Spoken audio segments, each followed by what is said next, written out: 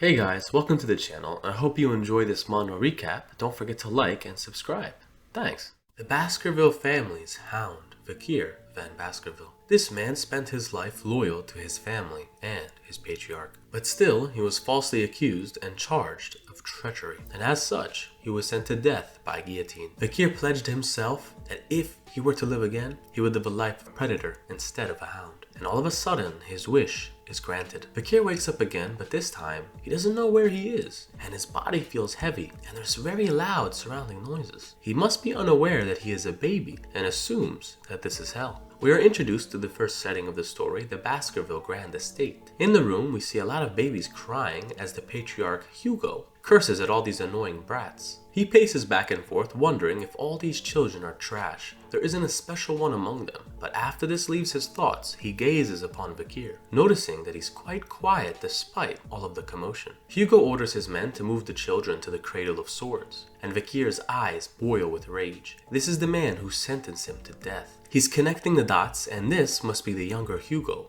so this situation must mean that he's regressed to a baby. We get some backstory on Vakir, and he was born from an illegitimate family within the Baskervilles, and didn't get the best training or resources, and spent his life working as a hound. The hounds must be devoted to their missions: assassination, reconnaissance, threatening. These are the people who do the dirty work of the family. But because of this pack of loyal servants, the Baskerville family rose to prominence, and is the best of the 7 families. The reason Vakir was loyal was simple. He only ever wanted to be acknowledged by the family. 10 years after the gate to the demonic realm opened, the fight against the demons ended, with humans becoming the victor. And the reward that Vakir received for working his whole life was to be put down, all because he knew too much. He clenches his little baby fist and vows to himself that he'll change the story this time. He wants to take revenge, but now it's pretty difficult to be in the body of a newborn baby. But he thinks the Cradle of Swords will be a good opportunity to become stronger. The Cradle is a trial that every newborn of Baskerville goes through. The kids are thrown into a maze of swords. Wait, what? Did I read that right? Can someone call child services? Excuse me? And after they get through the maze, they enter the Styx River to be examined for talent. The river has special properties and turns the bodies of mere children into iron. However, there is a limit to how many children it can affect. Vakir needs to be the first to bathe in the holy waters, and will need to exit the maze as fast as possible. Something he wasn't able to do the first time around. But now Vakir will take all of the river's blessings, all for himself. As he dives into the river, it shocks all the onlookers. Vakir sinks and feels the water seeping into his wounds and cuts. His body urges him to go up for air, but he wants to endure as much as he can. Hugo's men begin to worry and race to try to get the child out of the water, but Hugo just laughs and asks Barrymore how much time has passed since the child dove into the water. 7 minutes, sir. Hugo stares deep into the depths and orders the boy to come out now. Vakir hears his voice but still wants to absorb as much as he can until the very end. But just like that, his little lungs give out. He tries to endure, but his consciousness starts to fade. Hugo is impressed by this young lad and pulls him out of the water, noting how Vakir even drank it. How greedy. He also notices that he already has grown teeth, something that usually doesn't happen for the first couple years. Hugo asks for the name of this child,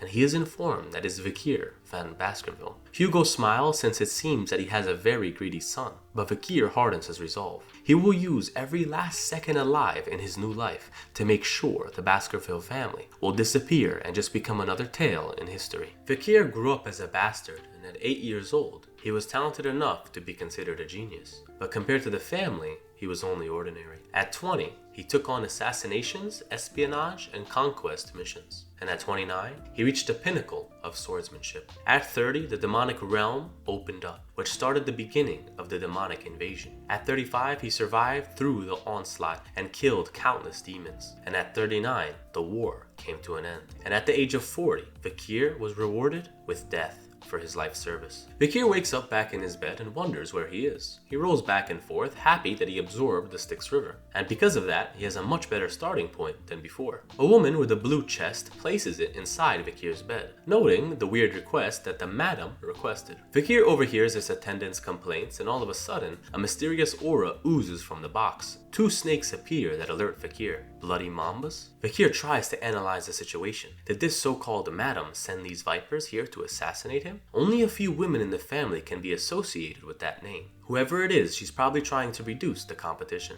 The two snakes begin to charge, and Vikir notes that an ordinary baby would be no match. But he is not ordinary. As he grabs both of them by the neck, he squeezes the life out of these two vipers, vowing to end this corrupted family. The next day comes and some attendants are shocked to see Vikir sleeping peacefully next to two dead vipers. All of the nannies that night were executed after torture, but Hugo is still unable to find out how those vipers appeared. Only Vikir knows the truth. We time skip to about 8 years later, and Vikir is sitting in class, and today they're learning the levels of swordsmanship. One, unable to imbue a sword with mana, is a beginner. One who can imbue mana slightly is an expert. One who can completely envelop their sword is a graduated. And lastly, someone who can completely manipulate the shape and size of the aura is considered a sword master. Hugo, the strongest of the Baskervilles, is considered a sword master. Vikir sits uninterested in this lesson, still plotting on how to regain his powers. The teacher notes that Vikir is not paying attention, but he knows that that boy is unlike the other kids. He grasps things quickly, and being in the Styx River for 7 minutes has gifted him a strong body. The patriarch should be happy with his progress. Vikir is 8 years old now, but he's still counting the days until he will be strong enough to kill Hugo. We shift to a blonde-haired kid trying to bully Vikir, calling him garbage. The boy and his two lackeys start harassing, and Vikir remembers these three. They stabbed him in the back while he was trying to escape his false punishment. They were called Hugo's Trident. We're introduced to these triplets, whose names are High, Middle, and Low. They are all 9 years old and only seem to share one brain. A knife is put to Vikir's throat, but all the while he just thinks it might be a good idea to put these bozos in their place. High seems to be the leader of this bunch, wants to test a rumor that Vikir's body is made of steel. Low gets behind Vikir and grabs him holding his mouth closed, seeing how long he can hold his breath.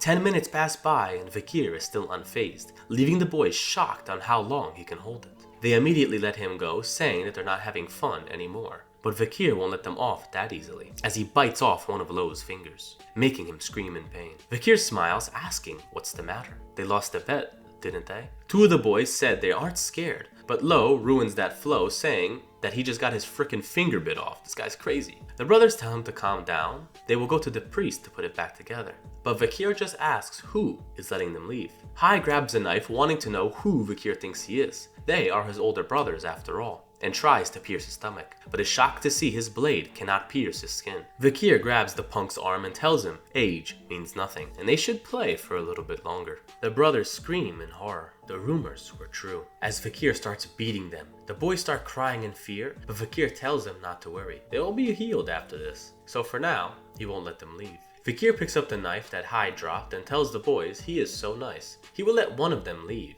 The three boys are trembling in fear, wondering which one of them can escape.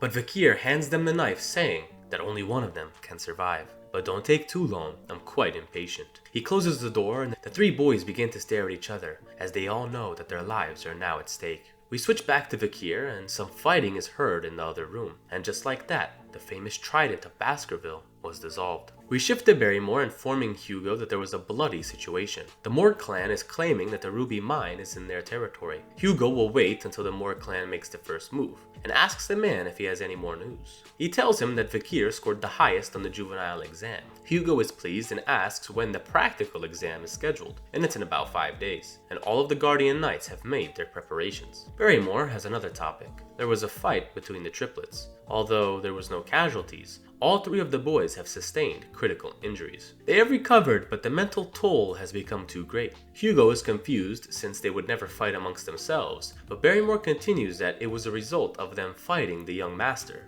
Vikir. Hugo is surprised and orders Vikir to visit his quarters. The patriarch gets right to the point and asks why he disabled the triplets in his senior class. Vikir doesn't understand why he is so serious. They should have been healed. But Hugo continues that it's not a physical matter, but a mental one. The three won't go anywhere near each other anymore. Their combination technique was pretty good, but now the relationship is in shambles. Vikir just continues smiling, and Hugo asks if what he did was wrong. But Vikir just says that he doesn't think so. How can the stronger person be wrong? Hugo says the brothers came forth and already forgave him, but still, you don't feel any ounce of guilt? Vikir laughs at the word forgiveness. In his past life, the youngest daughter of a family that was ruined by the Baskervilles came to visit, saying that she too forgave Hugo. But Hugo's response was forgiveness is an excuse by the weak who cannot seek revenge. And without hesitation, he reiterates these words. This makes Hugo's eyes light up as his interest in Vakir continues to grow. He agrees, weakness is a sin. Only the strong will survive. And Vakir has done well to understand the family motto. He tells Barrymore that Vakir is allowed to take any snack he wants from the food storage. Only that on which he can carry. Vakir just happily asks for chocolate and turns to leave. But Hugo tells his son that he wishes him luck on the interim exam. And don't lose to the direct descendants. Hearing affection from Hugo makes his skin crawl, but he plays along. In the food storage, Vakir goes towards the famous chocolate that is enjoyed by the Yormans of the Mork clan. It's the highest quality chocolate available, but Vakir doesn't want actual chocolate, but rather the cacao beans. Barrymore is confused, but Vakir is handed a bag of bloody beans, known for the rich aroma. One bean can produce 100 liters of chocolate. Vakir eats one and is visibly disgusted, but Barrymore just assumes this boy must really love chocolate, but notices that within the restrictions that were set, Vakir found a way to have virtually unlimited chocolate and is impressed with his brilliance. The chef asks if the boy wants the beans processed and sent to his room, but he declines, saying that he wants the actual beans themselves, leaving Barrymore even more confused. But Vakir's plan is not to eat the chocolate. The bloody beans will be used during the practical exam in 5 days. Vakir smiles because on this day, a catastrophe will happen, one that has never occurred in the clan before. The name Baskerville derives from the term Berserker family. The children of this family are put through an early education of martial arts. Once they are able to take their first steps, they are forced to run up a mountain. When it's time to sleep, they are forced to sleep next to a monster's corpse. When this testing ends, they are about 8 years old, and now all the young hounds will start their deadly evaluation, their survival exam. It takes place in a mountain in the outskirts of the territory, filled with monsters, called Le Rouge et Le Noir Mountain. And don't ask me to say that again, I'm just saying mountain. The instructor is Pavlov, and he starts explaining the rules of this exam. The children will need to survive in the mountain for a month and hunt large and strong monsters. There will be a point system. Survival is 10 points, and surviving without being disabled is 30 points. Failing another young hound and surviving is 50 points, and surviving after defeating a monster is 70 points. If someone completes all of these conditions, they are awarded 90 points. The only other way to gain points is stealing badges from other hounds. Dying will result in 0 points. Vakir remembers Hugo's lesson. A swordsman dies the moment they become arrogant. Pavlov continues that he advises the young masters to only go to the designated area. The mountain has many undiscovered places, and it's smart to only hunt monsters that have been prepared in the spaces provided. During the exam, each hound will have a shadow dog hiding and grading them. Some boys begin chatting about Vakir, asking if all the rumors about him are true, but he sits there silently thinking that it's been a while since he has been here, and in front of him are the triplets who are desperately trying to avoid his gaze. Pavlov tells the boys that when they hear the sound of this bell, they will start the exam, and wishes them luck. The bell is sounded and everyone disperses. Some try to get a good area within the designated zone, and others team up targeting other hounds. The triplets move together, but their chemistry seems to be poor. Pavlov takes a chat hit of his cigarette, while we find out that killing others isn't exactly forbidden, but discouraged. If you kill another hound, points will be deducted, so everyone will try their best not to kill anyone else. He wishes his shadow dogs well and to keep the casualties to a minimum. The man in charge of Vakir is watching him walk to a restricted area, wondering where the hell he is going. He knows that Vakir is a genius and is excited to find out how he handles this exam. Vakir approaches a giant dead tree, wondering if this is the spot. He decides that he will live here for the time being and wonders if he should take a break. A break? The shadow dog is confused. All the other kids are busy fighting and slaughtering monsters, but Vakir is building himself a hut and relaxing the day away. He notes that all the boy has been doing for the next couple days is resting and digging some sort of hole, and he only really hunts for food and other materials. He wonders if the rumors about him are fake, and if he's just going to hide. There's no reason to watch him. And as he leaves, Vakir smiles, because now he knows that he's alone. Camping reminds him of the old days, and we see a flashback of one of his friends informing him that bloody beans have a high concentration of cacao, and they taste the best. Vakir puts the beans into the fire and is happy that his observer is gone. It's time to start his hunt, as we see a shot of all the traps that Vakir has laid, pretending to lounge around. A few days later, inside of the restricted area, Vakir is searching for a particular thing that he knows is around here somewhere. He notices the smell and burnt tree roots and is sure that he is close. And finally, he finds a burning poop. He's hunting a hellhound, as we see a shot of this enormous wolf covered in flames. The beast opens its mouth and starts charging energy, and we get a system prompt of the hellhounds that live in this area, and we're informed that they have a risk rating of B+. It's been a while since Fakir has fought one, and in his past life, he couldn't stand up to one of these creatures until he was 18. He is 8 at the moment and still can't really fight him head on, but he has a plan that would allow even an infant to kill this monster. The hellhound charges in, and Fakir thinks about its first weakness, is that the beast only moves in straight lines and has trouble changing directions as Fakir slides past it. The hellhound's second weakness is not being able to cross water, even if it's only a little, as he splashes a line of water at its feet. Doing this slows down the hellhound significantly, and if it moves this way, it exposes the weakness that all canine monsters have, opening their mouth while running. Fakir dodges the attack and flicks a bloody bean into the dog's mouth, causing it to fall over. It seems that chocolate is poisonous to all dogs after all. Normal chocolate would have not done the trick, but a bloody bean can make 100 liters of chocolate, and it has a devastating effect. Fakir laughs that even dogs of hell can't survive after a little bit of chocolate as he draws his sword. He begins dissecting the monster, and the only area not protected by its hard ribs is its kidneys. He pierces the beast, putting it out of his misery, and collects its energy, that is called XP. Once you kill a monster, this accumulates inside of your body and enhances your traits. Now Fakir notices that his sword has gotten lighter, and at this rate, he'll be able to catch up to his previous strength in no time. He wonders what kind of reaction Hugo will have when an 8-year-old brings back a B+ risk monster. Fakir has his eyes on a special book that he would have never dared to ask for in his past life, but now he might just be able to get his hands on it. He moves to take the monster's head, but is alerted to footsteps behind him as 2 more hellhounds appear. Fakir is unworried since he didn't plan on just killing one anyways, but before he can attack, an immense wave of bloodthirst is felt, causing the monsters to cower in fear. This confuses Fakir since these monsters would never submit even if it meant certain death. But he turns around to see a 3-headed beast, the Cerberus. Sweat drips down his face. This is an A+ risk rated monster. This isn't its normal habitat. So what is it doing here? Fakir notices that it's bleeding as it charges at him, and he assumes that someone is trying to hunt it. Across the mountain range is a tribe of barbarians, and he figures that this beast ran away from them, and this might be the best chance he has to kill such a high-rated monster. He needs to defeat it no matter what. Fakir has been hiding his true strength, and even the fact that he is a sword master, and he has full mastery over the Baskervilles' 3rd technique. He's at a stage that the young hounds would normally be at as an adult, as he coats his sword in aura, and rushes in at the monster, slashing its head. And after several strikes, his confidence grows. Before he regressed, the demonic war taught him not to have any unnecessary movements. All of the skills Fakir learned from his 40-year-old life are coming to fruition, and he's tearing the Cerberus apart. Or, that is what he thought. Unfortunately, life is not that easy, and the moment Fakir let his guard down, the beast struck him, breaking his sword and flinging him into a nearby tree.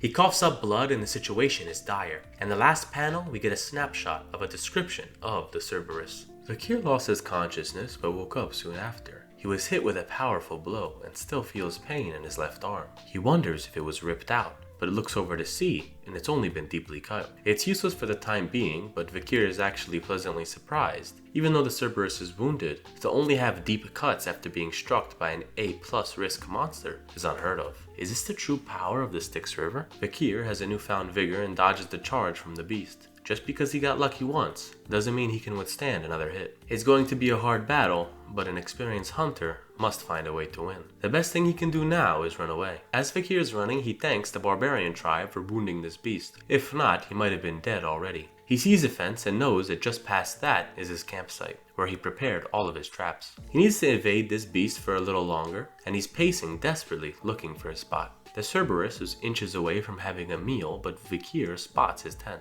and is running towards it. At the very last second, he jumps into the air right before the monster can close its jaws. It steps into one of his traps and Fakir lands on his back, but welcomes his foe to his version of the Cradle of Swords. Fakir regains his composure and is shocked to see that his traps are actually working on a Cerberus, and he is quite happy. At least this strong monster is the same species as the one he prepared for. He coated the blades with the bloody beans, and it should be slowly draining the monster's life away as we see it cough up blood. Even so, Fakir knows it won't die that fast, so he prepares a poisoned spear and hurls it into one of the monster's heads and begins to count. The Cerberus rises from the trap, and when Fakir counts to 7 the Cerberus falls over, dead. Fakir is happy that the rumor is true. He laced the spear with the bloody mamba's venom, and it's said that no living creature can walk more than 7 steps after being bit. All of the XP from the monster rushes into Fakir, but he wonders how he will carry this back. The cause of death is obvious, so maybe the Guardian Knight will vouch for him since he saw him prepare all the tools. But there's something else Fakir must do. Cerberuses are usually gatekeepers that protect territories, and it must have been guarding a nearby dungeon. Dungeons are mysterious places that harbor treasure, and some powerful monsters use them as a lair. Since the gatekeeper is dealt with, Fakir can go and reap the rewards. He begins covering himself with the monster's feces, and he does this to discourage any smaller monsters from bothering him. He starts backtracking the beast's trail, and shortly after he finds the dungeon. He remembers this place in his past life, and it was only discovered years later, but when it was already empty. Right now, however, it's not the case, and he can sense mana underneath the rotted surface. It hasn't been cleared yet. Fakir can't see any light and wonders how deep this actually goes, but smiles in excitement to see on what treasures await him. Fakir is traversing through the cave and sees veins of ruby lighting his path. He notes that it must be connected to the Red Owl Mountain, but all of a sudden he sees an ominous room with a red light and a pedestal holding a large ruby. Mana is emanating from it, and he also notices a skeleton right beside him, letting him know that someone tried this before him. Fakir inspects the dead man and reads a letter beside him. The man in the letter calls himself Cain, and Fakir notes that the handwriting is Baskerville and continues to read. The man in the letter is writing so future generations do not make the same mistake that he did. The stone chamber has been talked about as a legend for years, and Cain, alongside with his brother, stumbled upon this dungeon. They killed many monsters and completed many trials, and it took them 3 years to get to this room. Fakir is intrigued that this stone must be very valuable. He looks at it and there's instructions. When entering, it's 1, but once inside, it's 2. When leaving, it's 1. Cain and his brother contemplated over this ominous text for a long time, but came to a conclusion. They were twins and came out of their mother's womb, but after birth, they became 2. However, the text wrote that they must become 1 again, and that meant that only one of them could leave with the treasure. After the fierce encounter, Cain killed his own brother, but despite all this struggle, there was still no change. The pain from killing his brother for nothing caused him to go mad, and after days of regret, he decided to leave, but left this letter as a warning. Nothing of value can be gained in this devil's den. It only serves to tempt humans. Fakir understands the story, but he doesn't have a twin, and the assignment is still the same. It must mean that the 2 brothers misinterpreted the texts. Fakir has to think. No dungeon is unbeatable. He looks at the skeleton corpse and laughs to himself. Cain and Abel were unlucky. Since they came down here together, it kept them from seeing the real solution. The dark passage in a contrastingly bright stone chamber. The answer lies in the dungeon. When entering the room, he is 1. But when the ruby's light shines, it casts a shadow. Thus he becomes 2. Fakir breaks the stone with his hands, causing the light to vanish. And now he has become 1 again. The answer is shadow. Fakir smiles as he completed the trial, and he sees a relic of this dungeon, a demonic sword. It reads that only those with Baskerville blood will be able to wield Beelzebub. The name sends shiver down Fakir's spine. He never knew this legendary sword originated from down here. He only saw it in picture books from his past life. The gluttonous fly, Beelzebub,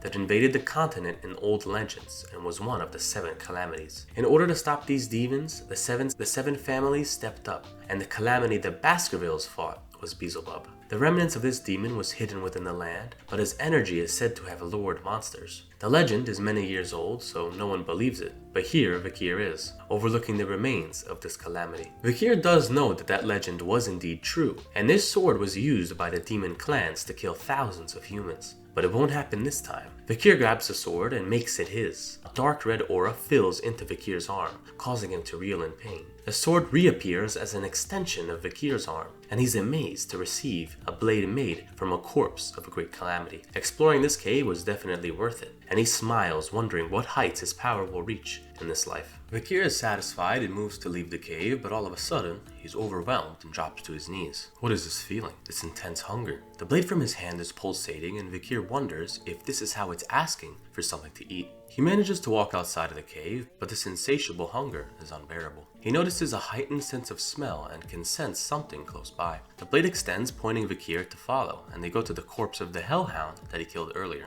The blade extends into the monster monster and is absorbing the beast, and Vakir starts to go back to normal. Beelzebub must have been starving for a long time. The boy wonders if all the dead trees and dry soil in the area is a result of this thing's hunger. Just how much will he have to feed this binge-eating disorder? Beelzebub finishes and retracts into Vakir's hand, and we get a status screen showing one of the abilities that it has gained. Hemorrhage Hellhound. This must be its ability. It is said that it can steal the attributes from the prey that it eats, and how much it can absorb is infinite. He reads the skill and it allows him to cause intense bleeding, even from the smallest of cuts. Vakir gets an epiphany, and if he can steal abilities, what about the Cerberus he took down? We shift to that location, and Beelzebub is excitedly trying to devour the monster, but Vakir tells him not to eat it all. He needs some proof that he actually killed it. Vakir sees the blade not listening to him and smacks it on top of the head, telling it to stop. But he gains 2 more abilities: burn injury and high speed regeneration. The second one confuses him, but he sees a sewer rat crushed under the Cerberus, so this must be its ability. And hold up, how does a rat have this insane ass ability? It's what? Whatever. Knowing he's done more than enough, Vakir hides out until the end of the exam. The evaluation begins and rewards are handed out based on what the young hounds have achieved.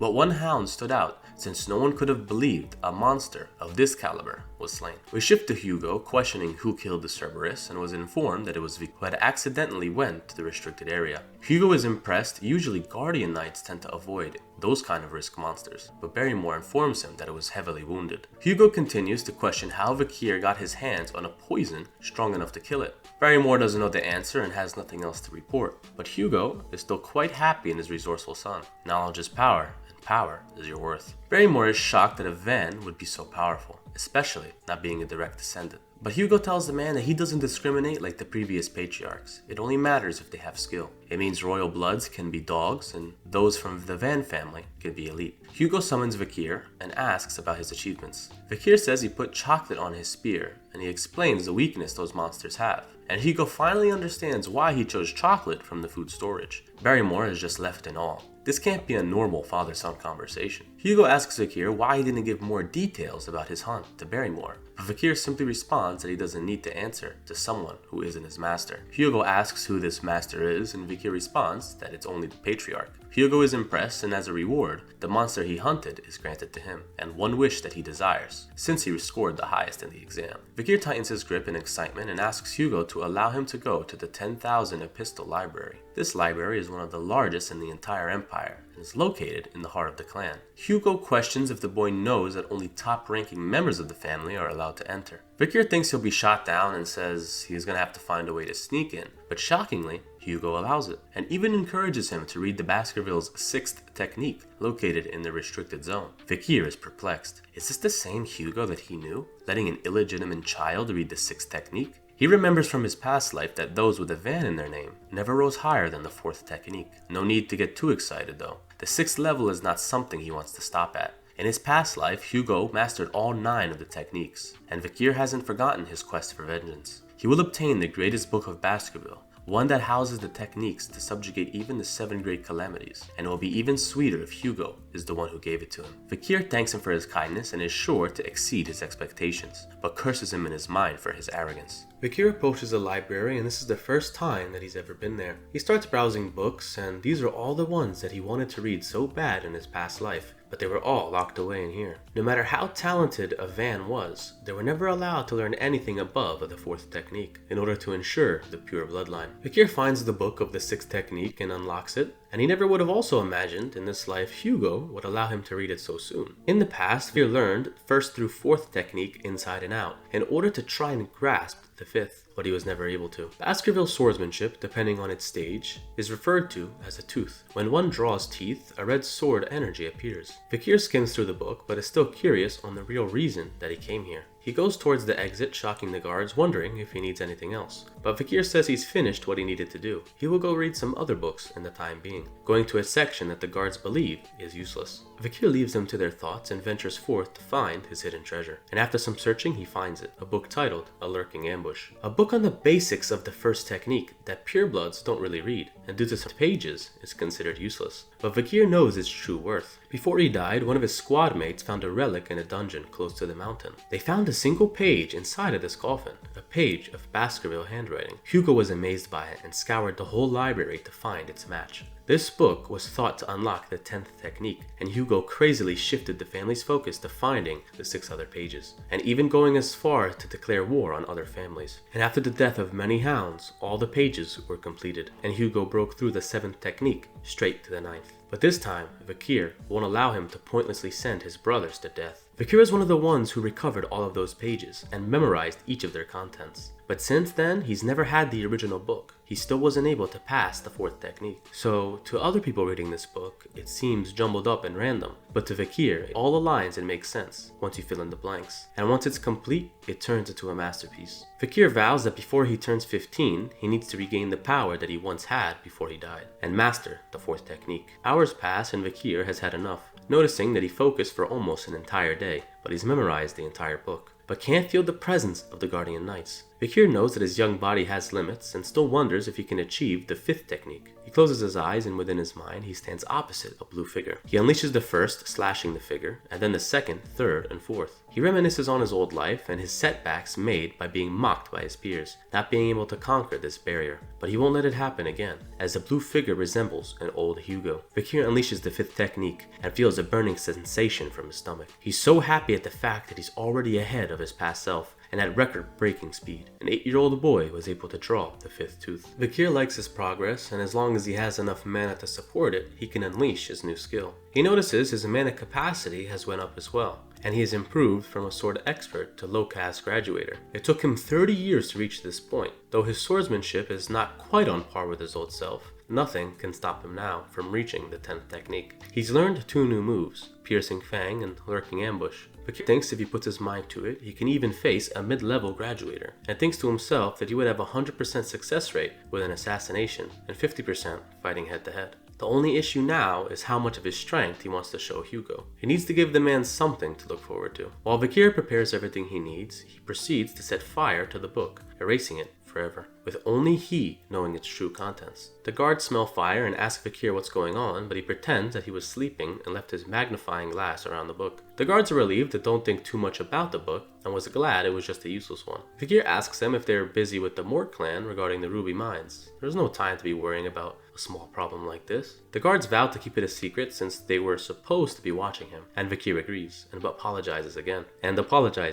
He takes his leave and the 2 men are happy on what a kind person the young master is turning out to be. Vakir returns to Hugo and the patriarch asks on what he learned, and Vakir teases him saying he's learned something sharp yet soft and viscous, and he felt something like that. This shocks Barrymore and Hugo, and they think there's no way this kid had learned to use aura. Aura is the entryway into the world of the sword. Even geniuses have to train non-stop until the age of 15 to reach this low-class sword expert level. Hugo calms himself down, and what can this 8-year-old really do? Asking him to show on what he's learned, and Vakir obliges. We shift to the dueling ground, and it seems Hugo unleashed a monster for Vakir to play with. A very hungry one at that. Out of the gate emerges an orc, a C risk-rated monster. All of the fellow kids are worried about Vakir. This has to be too much. They release the chains off of this animal and it roars menacingly and starts charging at Vakir. He stands there calmly and with one stroke of his sword removes one of the orc's arms. Everyone, including the orc, is shocked, and quickly Vakir lunges down to remove one of its feet as well.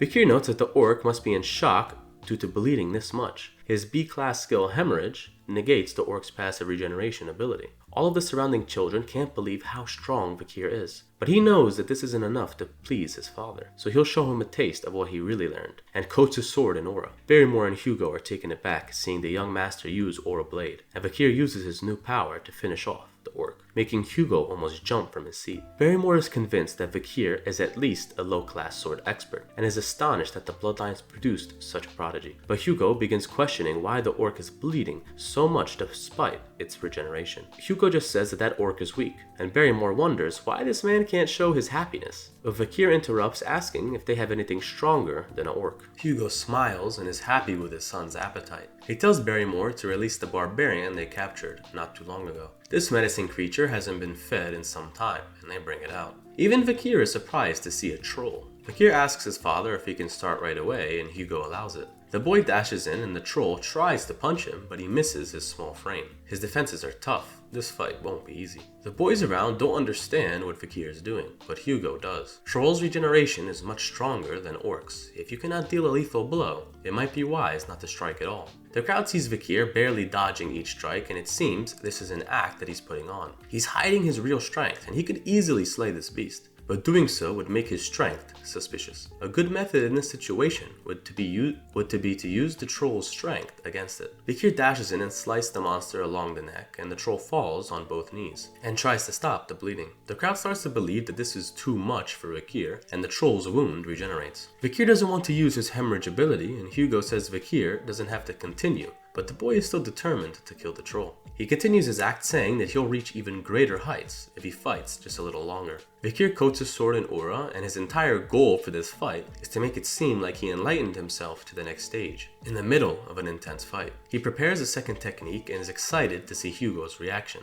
He draws the second fang and destroys the troll, and all the onlookers are completely taken aback. History was written. The record holder for the fastest mastery of the second fang was 18 years old, but Hugo just witnessed an 8-year-old boy doing it in front of his very eyes. Vikir shakes his head, pretending to be surprised, but Hugo has sweat dripping down his face. Just how strong is this boy? 1 week passes and Vikir is seen in the mess hall, still not enjoying the slop that they serve. All the other hounds are now avoiding him due to his sheer strength, but Vikir just chuckles. It was fun to see Hugo all flustered. The strength Vikir revealed was a medium-rank sword expert who has reached the second technique, but in reality, he's a low-rank graduator who has reached the 5th. And after absorbing the troll, he's probably even stronger than a normal graduator. Vikir, however, noticed that ever since this parasite attached to his arm, his appetite has almost been insatiable. All of a sudden, the triplets approach Vikir, but he doesn't seem to be pleased. But he's shocked to hear the boys actually praise him for his achievements. Vikir instantly wonders if they're trying to trick him and vows to punish them later, but I just think he has trust issues. Barrymore sneaks behind him and informs him that he needs to visit Hugo. We see Hugo meeting the Morg clan head agent, Adolf Morg. They're discussing the joint training that the two clans participate in every year, but get into a disagreement since last time there were several injuries. The two men's aura flare up and they're natural rivals. The Baskervilles are natural rivals of the Morg clan, since the Morg clan is made up of magicians to the Baskervilles swordsmen. These two weren't always neck and neck, however. The old emperor once said that the two skills were complementary, and as such, the two houses proceeded with the joint training. Only children between 8 and 15 usually attended, and it was held in good faith. But ever since this dispute with the Ruby Mind, it's gotten more intense. But due to the Emperor's orders, the training must continue. Adolf isn't the head, but rather his agent, and asks about the young prodigy that one might not see in 100 years is doing. Hugo smiles, saying that Vikir isn't that big of a deal, leaving the man disappointed on how his father acts when he just complimented his child. Adolf continues that the Morg clan also has a genius, a child named Camus, and tells her to come in. We see this young red-haired girl, and Adolf asks her to greet Hugo. But instead, she immediately accuses him of stealing the ruby mine and asks for it back. Adolf scrambles and tries to calm the situation, but Camus just snitches on all the stupid shit he was saying on the way here,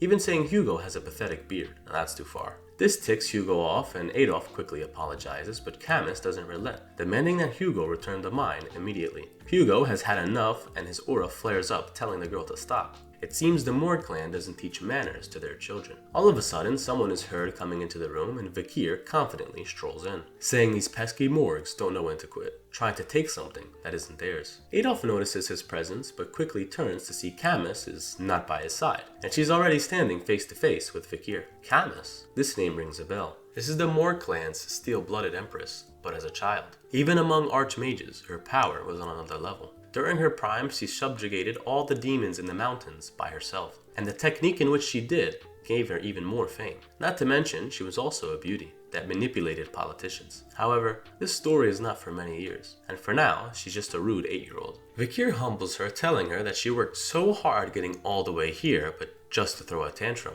Camus gets mad and asks him to say it again, which he does, and she charges up an ice spell. She's gonna explain it in a way that Vikir's dogshit brain can understand, and that's her words, not mine. She creates a replica of the ruby mine and surrounding area, and this impresses Vikir because he thought he was about to have to fight her or something. She points towards the ruby mine, explaining that its contents and where it's located between both territories. The problem is the entrance starts within Morg, but it travels well into Baskerville territory. But since the entrance is still in Morg territory, Camus believes it should belong to them. She says that these foolish Baskervilles just trespass and ignore their request to pay a lease to share the land. Adolphe is impressed by his prodigy, but Vakir begins to speak. He asks if the rubies are used as a magical ingredient, and Baskervilles don't really have a use for it. But leasing the territory, no one in the Baskerville family is stupid enough to lease that mine for chump change. Camus protests that he just said they don't need the rubies, but Vakir argues that it's not about that, it's about the territory. Camus gets mad and tries to give an example and extends her arm past the Morg territory, asking who this arm belongs to now. Vakir grabs it, saying that now it's his, taking her off guard, and she blushes. She asks what this idiot means, but he clarifies. What he's really saying, and he grabs his dagger, is that her arm is mine, causing even Hugo to be alarmed to what his son is about to do. Camus cries for her uncle, and Adolphe warns Vakir to step away now. He lets go of Camus and she runs into her uncle's arms. Hugo said that Vakir went too far with that joke, but he apologizes, saying jokes like that are common in the clan, and shows that the dagger was actually made of plastic. Adolphe is shocked that there isn't even a toy like that, and Vakir bows his head, apologizing for his actions. He didn't intend to make her cry, but Baskerville children oftentimes play jokes like these. Hugo just laughs it off, and Adolphe is being too serious for this kind of joke. Hugo says that he already has a solution that he thinks the Morg clan will like, but Camus just stares at Vakir. She won't let him get away with this. Some time passes, and now we're at the friendly competition between the two clans, and this is where upcoming stars from each family test their skills against each other. The practice spars between the 15-year-olds usually garner more attention due to their heightened skills. However, this year, all the attention was on two people, Camus and Vakir.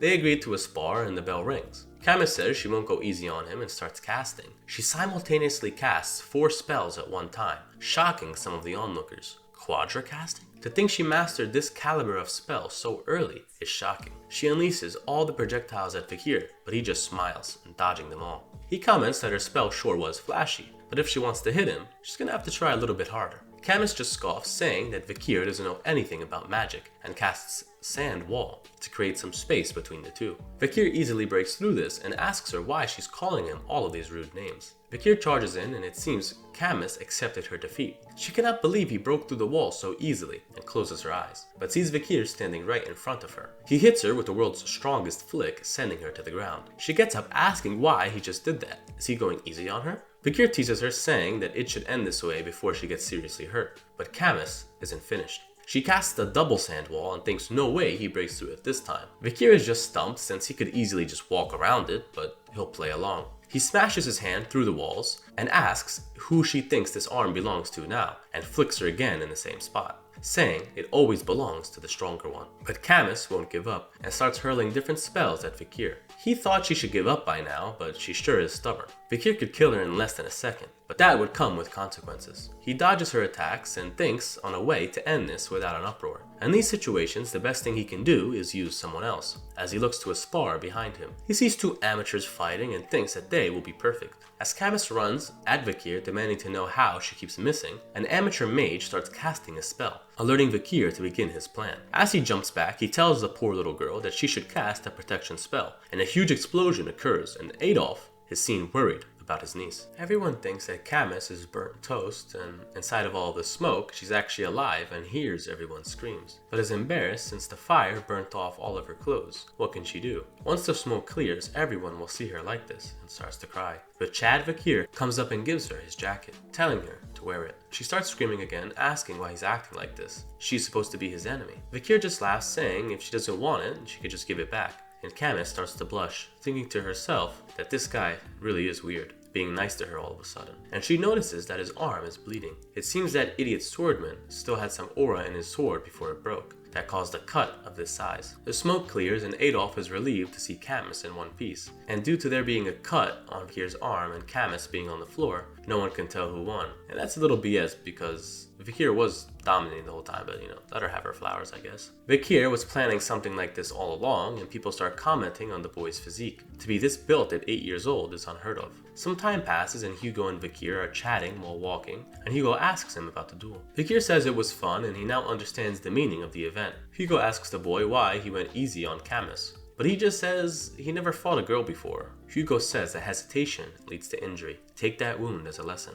This shocks Vakir. Is this the same man that he knew? Is he caring about him? Hugo asks what Vakir thinks about the ruby mine, which he responds saying it might be better to just give it to them. Hugo asks the reason, and the boy responds saying that the Baskervilles' current objective is to develop the wilds and widen the border. The ruby mine is in an opposite direction from the real threat to the family, the demonic creatures and barbarian clans. If they leverage this trade well, they can minimize the damage and not worry about both sides at once. Hugo smiles and agrees with this assessment. Once the Moor clan gets the rights to the mine, they will station many mages there to defend it, acting as a natural barrier to the Baskervilles' territory. Hugo is happy with this deal, and when the blood of those Moor clans stain the rubies they're trying so hard to defend, maybe then they will second guess their attempt to occupy it. Hugo pats Vakir on the head, saying his plan was about 90% similar to his, and that's only natural since Vakir was the one who was tasked with baiting the demons and barbarians to fight the Moor clan the first time around. As they are talking, they pass by Adolf and Camus yet again, and they ask for a conversation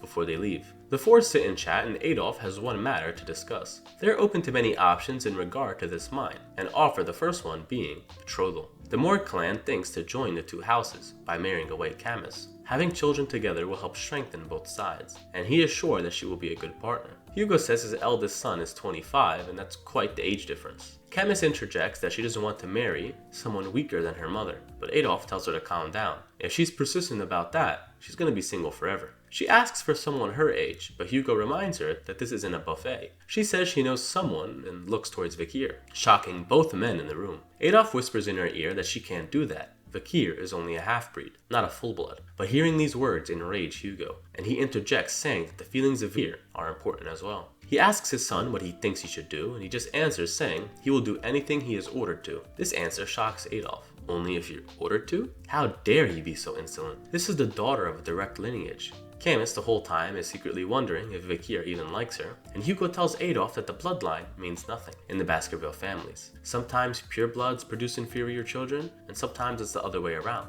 Adolf tries to argue, but Vakir sizes him up. He's a 6th circle master, an extremely strong man who's in the upper echelon of magicians, but has a weakness as an overly affectionate uncle. Adolf goes closer to Vakir, letting him know that just because he's a little talented, it isn't enough to be Camus's husband. Vakir just thinks to himself that this was all their idea, and honestly, you're still not going to find anyone better than him in the entire clan. Adolf puts his hands on Vakir, but immediately questions why the hell he's so sturdy, and asks the boy to answer his question. Vakir says he stopped listening to Adolf since he wasn't speaking to him, and Camus is shocked that Vakir can be so bold. Adolf just laughs and asks Hugo if they can have a little one-on-one chat with Vakir. Hugo thinks it's a little much, but allows it, despite Camus's protest. But Adolf just quiets her down as well, saying it's time to let the grown-ups do the talking. We shift to the dueling grounds, and Adolf will test Vakir. Vakir understands and knows that if he shows his true skill, Adolf would probably pass out. All the while, the man proposes a handicap. He prepares a jar full of water and tells Vakir that he will fight with this balanced on top of his head. If Vakir can make him spill a single drop, then he will be the victor. Vakir smiles at an excellent opportunity that this is, and in his past life, he may have had a 50% chance to assassinate him, and maybe 10% fighting him head on.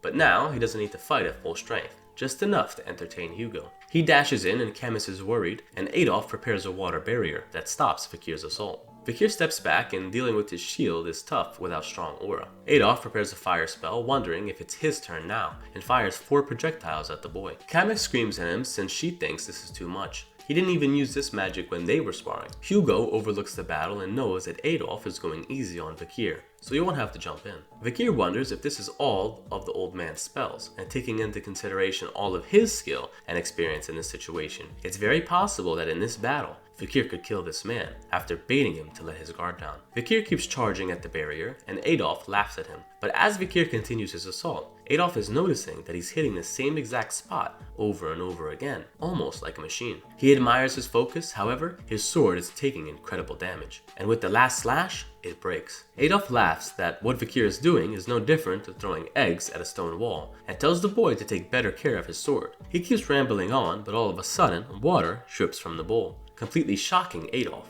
The broken piece from the sword actually pierced the jar, thus ending the duel. Chad Vakir says that he can continue, and even Camus starts admiring the young boy, and wonders if now they will be married. Hugo thinks to himself that his son might be more sly than he ever imagined. We time skip to about 7 years later, and we're at the Baskerville training facility. A huge horned beast appears and it roars at all the incoming students. They are unfazed and ready to pounce, to end this creature's life. The students begin the fierce battle, and the guide dog, Staffordshire, is the instructor. He tells his cadets that if they face an enemy stronger than them, the best thing they can do is run away. But if they do have to face strong opponents, don't rush in and only target vital spots. Focus on extremities to slow their movements. The triplets seem to have their swagger back, and they use the combined aura attack, crippling the monster. The rest of the cadets jump in to finish the deal. They finish, and the instructor informs the group that they are now low-rank sword experts, and their 7-year-long training is complete. He reminds them that the monsters they face in the wild won't be caged and starved, and will be a lot more dangerous and difficult to overcome. Death is always looming, but Baskervilles will always triumph. He congratulates the cadets on their graduation, and they all sit down and start conversing on which knight order that they will join. But all the focus is still on one soul, Vakir. Where will he go? As we see him sit atop a beast that the others had to group up on. He killed an ox bear even bigger than the cadets all by himself. Rumor has it he is a high-ranked sword expert and can draw the third fang. But Vakir just thinks to himself that currently he's a medium-rank graduator and on the 5th fang, and it took him 7 years just to get from low rank to medium rank. He's already stronger than his past life, but he's growing much slower than he anticipated. Barrymore approaches and tells the young master that his father is looking for him. Vakir greets his aged father and asks how he got that scar on his nose. Hugo admits that he got it in a fight with the barbarian tribe on the mountain, and he was attacked by one skilled with the bow. Switching the topic, he congratulates Vakir on his graduation, but he has found him a post. In his past life, at this point, Vakir was sent to be an apprentice for the Pitbull Knights, and was sent deep into the mountain for 2 years, facing death almost every day, like a useless dog meant to be tossed away. The children of Baskerville are divided into elites and expendables when reaching the age of 15,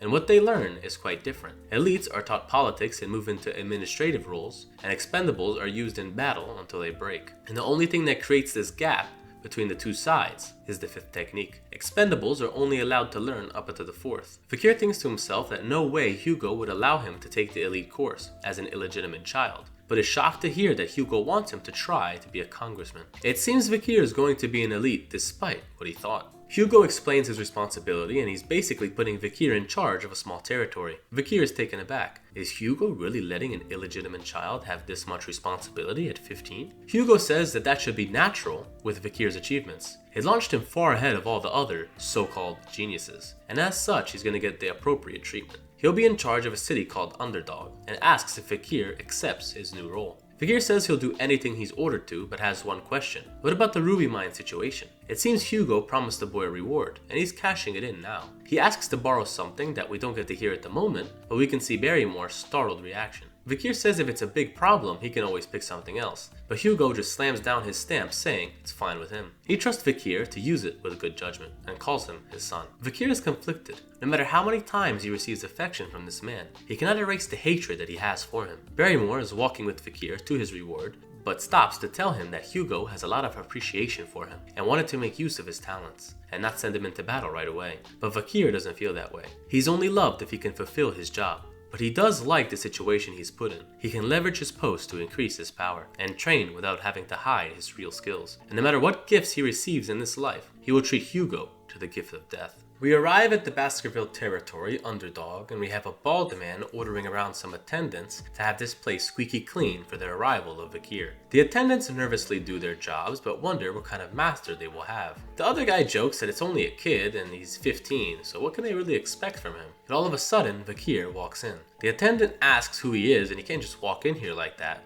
but is met with a cold stare, asking him to remove his hand. And it shows these two morons that he is the new deputy counsel. They play it off nervously, but Vakir tells them that he's throwing a party. Prepare some women and drinks. A party? Some time passes and they ended up throwing that party, and it looks pretty lit, and we're introduced to Chihuahua Baskerville, great name, and he is a general secretary of Underdog, and is very upset on what he is seeing. Throwing a party on the first day? How irresponsible. His job was already hard enough, and all the previous consuls were corrupt and accepted bribes. He assumes Vakir will not be any better. But all of a sudden, Vakir appears right behind him, and he does do a good job of appearing right behind someone while they're talking shit. Vakir introduces himself, and Chihuahua does as well. but he is from outside the family and is afraid he will be discriminated against by Vikir. But the boy just pats him on the shoulder and says it's nice to meet him. He did some research and he knows that Chihuahua has lived here for a long time and knows a lot about the city. Vikir knows how hard he must work and doesn't plan on messing with him or how he works, but he trusts that he will do a good job. Chihuahua just assumes that this is some form of new harassment and wonders why Vikir is with him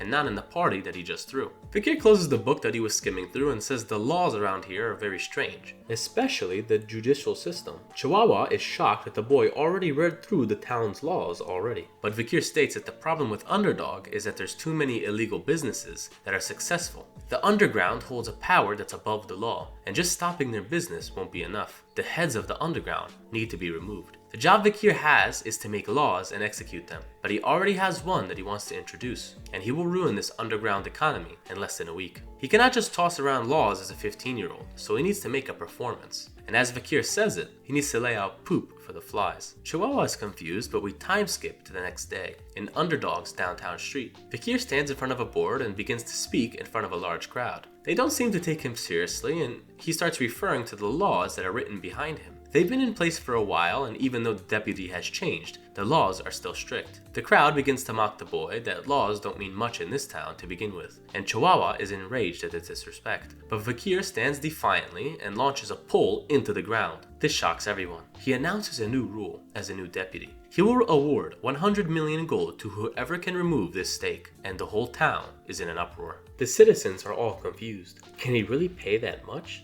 But Vikir ups the ante and increases the reward to 1 billion. Some of the citizens get mad, telling Vikir to grow up. This isn't the sort of money he can throw on a limb. Vikir is uninterested and increases the bounty again to 10 billion, yet no one dares to pull the pole, still speculating if it's really a gimmick. They think Vikir might execute them for trying to be greedy, but they're still intrigued on the pole. It looks ready to come out. But all of a sudden, a little girl with a flower basket asks if she can try. An older man tells her not to butt in and she might be killed. The little girl has a sick mother. She needs to try anything she can to help. She begs the man to take care of her if anything happens and approaches Vikir, worried on what he might do, and he simply asks her to pull it out. She does so very easily and everyone is confused. Vikir's aura spikes and the girl thinks she's about to die, apologizing to her mother. But Vikir just hands her 100 million gold. He asks for her address. It's gonna be a lot of gold and they'll need to send it directly to her house, and just pats her on the head. He tells everyone that this is the law and the law must be obeyed. This performance grew more known than the laws before, and this simple logic of following the rules touched the hearts of all the citizens. And they think that they finally have a good deputy. He will create a society where principles are upheld. Vikir is conversing with Chihuahua back in his office, and the man is impressed with the young lord's performance and vows to follow him for the rest of his life,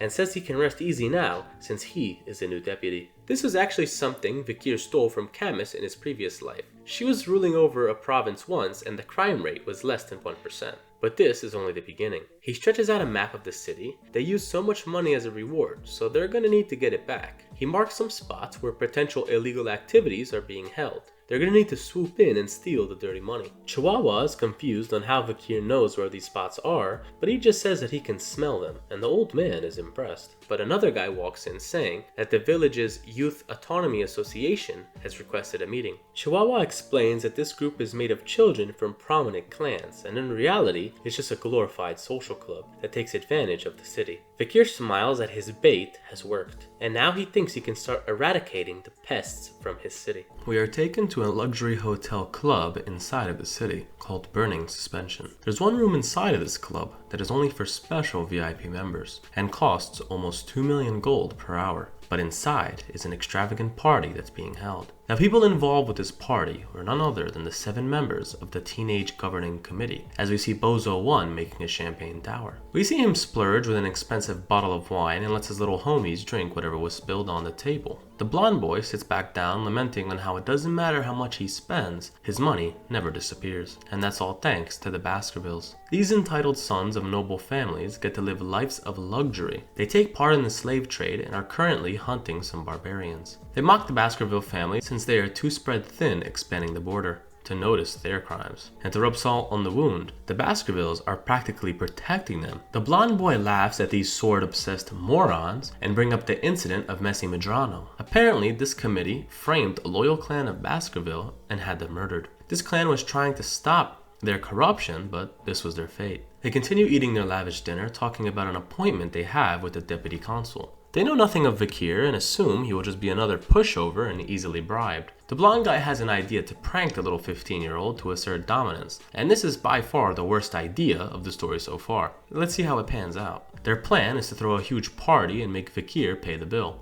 The group laughs and agrees, and all of a sudden a butler waltz in bringing some baddies to the party. Vakir slips in behind them, confusing the group, and they assume someone ordered a male escort. The butler tries to grab him by the hair, but his wrist is broken instantly, causing him to scream in agony. Vakir introduces himself formally to the group, and it finally clicks. They ask what he's doing here so soon, but Vakir only came because they requested him. The bozos start getting close, trying to iron out a plan on the spot, and the objective is still the same. Vakir doesn't like them chit-chatting like this and slaps his hand down on the table, and after applying some mana, he causes the champagne tower to explode. Blondie is shocked that Vakir was actually able to do this using mana resonance, and gets the shocking realization that Vakir graduated the academy. He looks towards his friends, who is a mid-rank sword expert, asking him to do something, but even that man knows he's outclassed. Vakir strolls up and grabs one of the boys on the shoulder, and in the man's panic, he promises to pay for the alcohol. Vakir replies, saying, "Of course you have to pay for the wine that you drank. Don't tell me you were planning on having me pay for it." Vakir snuffs out this plan, and the group desperately tries to get a different answer. They try to save the conversation by saying that it was all a test. Underdog has fallen recently, and they wanted to make sure that the new deputy couldn't be swayed by these type of things. Vakir, however, doesn't like this answer, and he punches one of the men in the gut, letting the group know that they have it all wrong.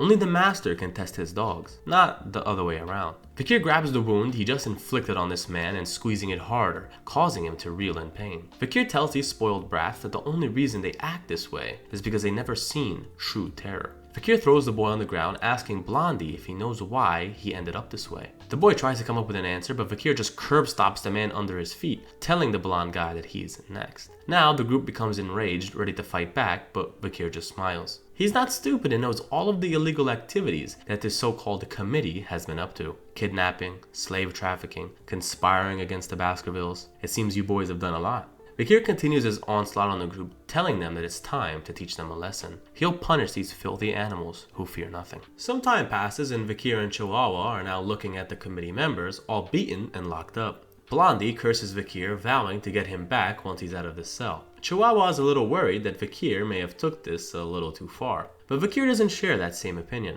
and his torture of these boys has only just begun. These same people were meant to prevent corruption, not spread it, and even now they are cursing and aiming their blades towards Baskerville. The proof is in how angry they look. They really believe that they can stand up to the main family. They really haven't learned their lesson yet. When the sun sets, they will all be executed, and while he's at it, Vakir will exterminate everyone related to them. Reality sinks in for the boys as they desperately cling to life. Chihuahua asks Vakir what he thinks will happen with the families. Surely they won't sit idly by while their sons are murdered. Vakir isn't worried about that, and the clans won't be able to do much anyways, once the connections these boys have to the underground is revealed. Chihuahua is concerned on the type of evidence that Vakir has, and the boy just tells him not to worry about that for now. Even if he can't find any, he can always fabricate some. Doesn't matter to Vakir anyways, because soon he will leave this place and be deployed to battle. He tells the boys in the cage what their crimes are, and Blondie quickly begs for his life, saying he'll accept any punishment. Vakir ponders for a moment, but a man comes downstairs saying that he's prepared everything the young master requested. Vakir is happy that what he asked for finally arrived, and he empties out a bag full of torture equipment. The man says he's been torturing for 30 years and haven't seen some of the goodies that he's brought. Vakir is happy with everything and offers to teach the man some new tricks, but it seems even 30 years of torture won't prepare him to see this, so he happily declines. Vakir lays out the tools, feeling a sense of nostalgia since he used these many times in his past life to extract secrets from his enemies. Vakir rolls up his sleeves, asking the boys about their resolve. It's fine with him if they don't say anything. He wants to really enjoy this. Thank God we don't see what he actually did to them, but over time, the news of the 7 trash nobles living in luxury were arrested together started spreading. The citizens seem to have a real disdain for these men,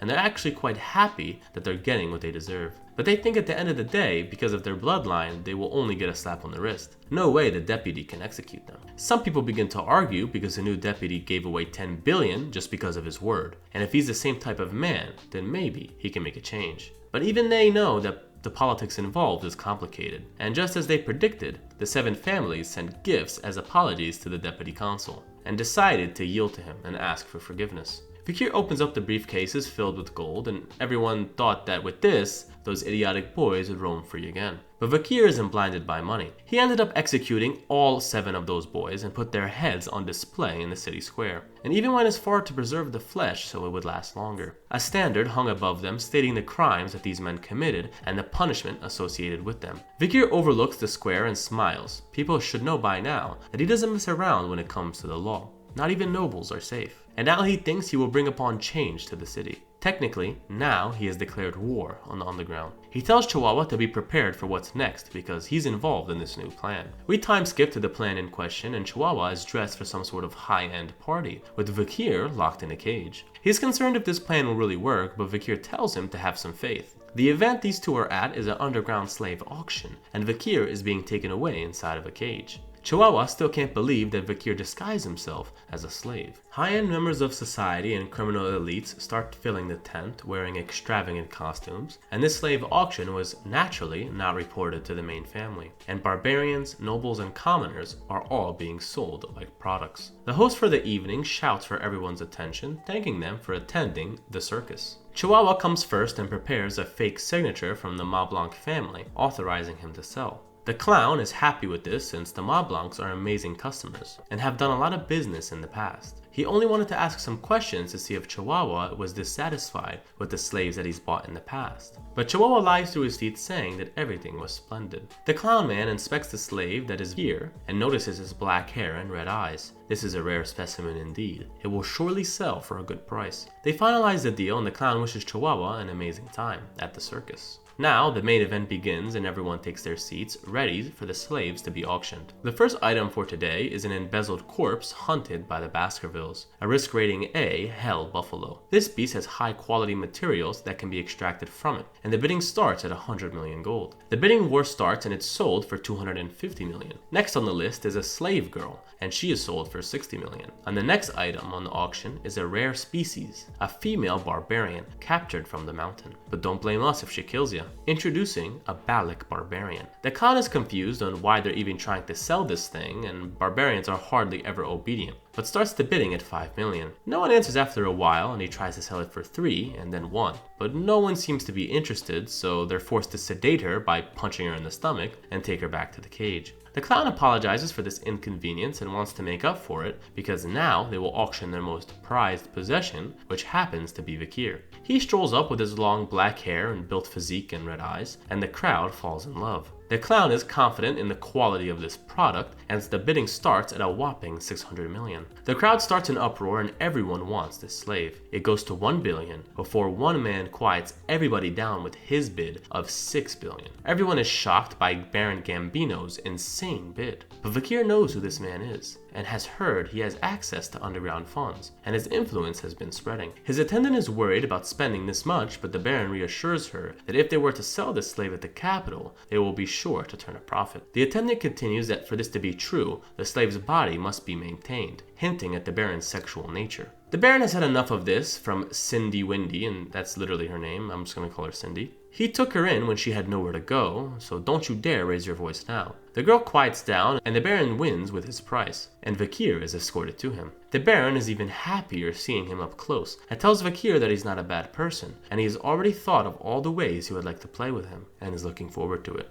Pause. This man is literally salivating. This is disgusting. Fakir raises his hand, and the Baron assumes he's asking to release the cuffs. But playing stupid is now over for Fakir, and he tells the Baron that he doesn't need to do that, and breaks the chains himself. Cindy is shocked, and Fakir sends the Baron flying into the air. He grabs the man, telling him that they're about to play one of his favorite games, Spear and Shield. He is a spear, and the Baron is the shield. If he can survive his strikes, then he wins. The Baron starts crying, asking Cindy to get the guards, but she just stands there watching the man being murdered. Fakir whoops his ass until he faints, and takes out his hair extensions. Cindy is shocked and notices that he is actually the deputy consul. The jig is up. The entire crowd realizes that a hound of Baskerville is here among them, and Fakir just smiles, wondering if he killed the Baron with those weak hits. Fakir speaks to the crowd. Circus, huh? What a fitting name. He tells them that none of them should expect to leave here tonight unharmed. The clown man sweats nervously, but sends his goon in to kill. They jump on him, but it's time for Beelzebub to feast, as Vakir extends him from his arm. He slashes them down in a split second, and the clown man is taken aback by his aura. The biggest lackey he has tries to swing his weapon at Vakir, but he uses an aura blade to cut through the weapon and the lackey. Reality sets in for the clown that Vakir is a graduator, and there's no way he should be at this level so young. The clown knows he stands no chance and tries to figure out a way that he can survive, but he spots Chihuahua. The clown takes him hostage and calls out to Vakir, who is currently slaughtering his guards, and tells him to drop his weapon, or the old man dies. Vakir stands there undaunted, but Chihuahua tells him not to worry about him. The young master can't let injustice like this go on any longer, and he would happily die right now than to be a burden to Vakir. This heartfelt speech just makes Vakir laugh, since Chihuahua sure is loyal after all, but none of what he's saying is matching the look on his face right now. That clearly screams that he doesn't want to die. Vakir tells him not to worry, since he left the main house he has a trump card from Hugo, and pulls a whistle from his leg. The clown is confused on what Vakir plans to do with this whistle, but Vakir just blows it as hard as he can, creating a screeching sound throughout the tent. The clown is taken aback at first, but nothing appears to happen, and begins laughing at Vakir.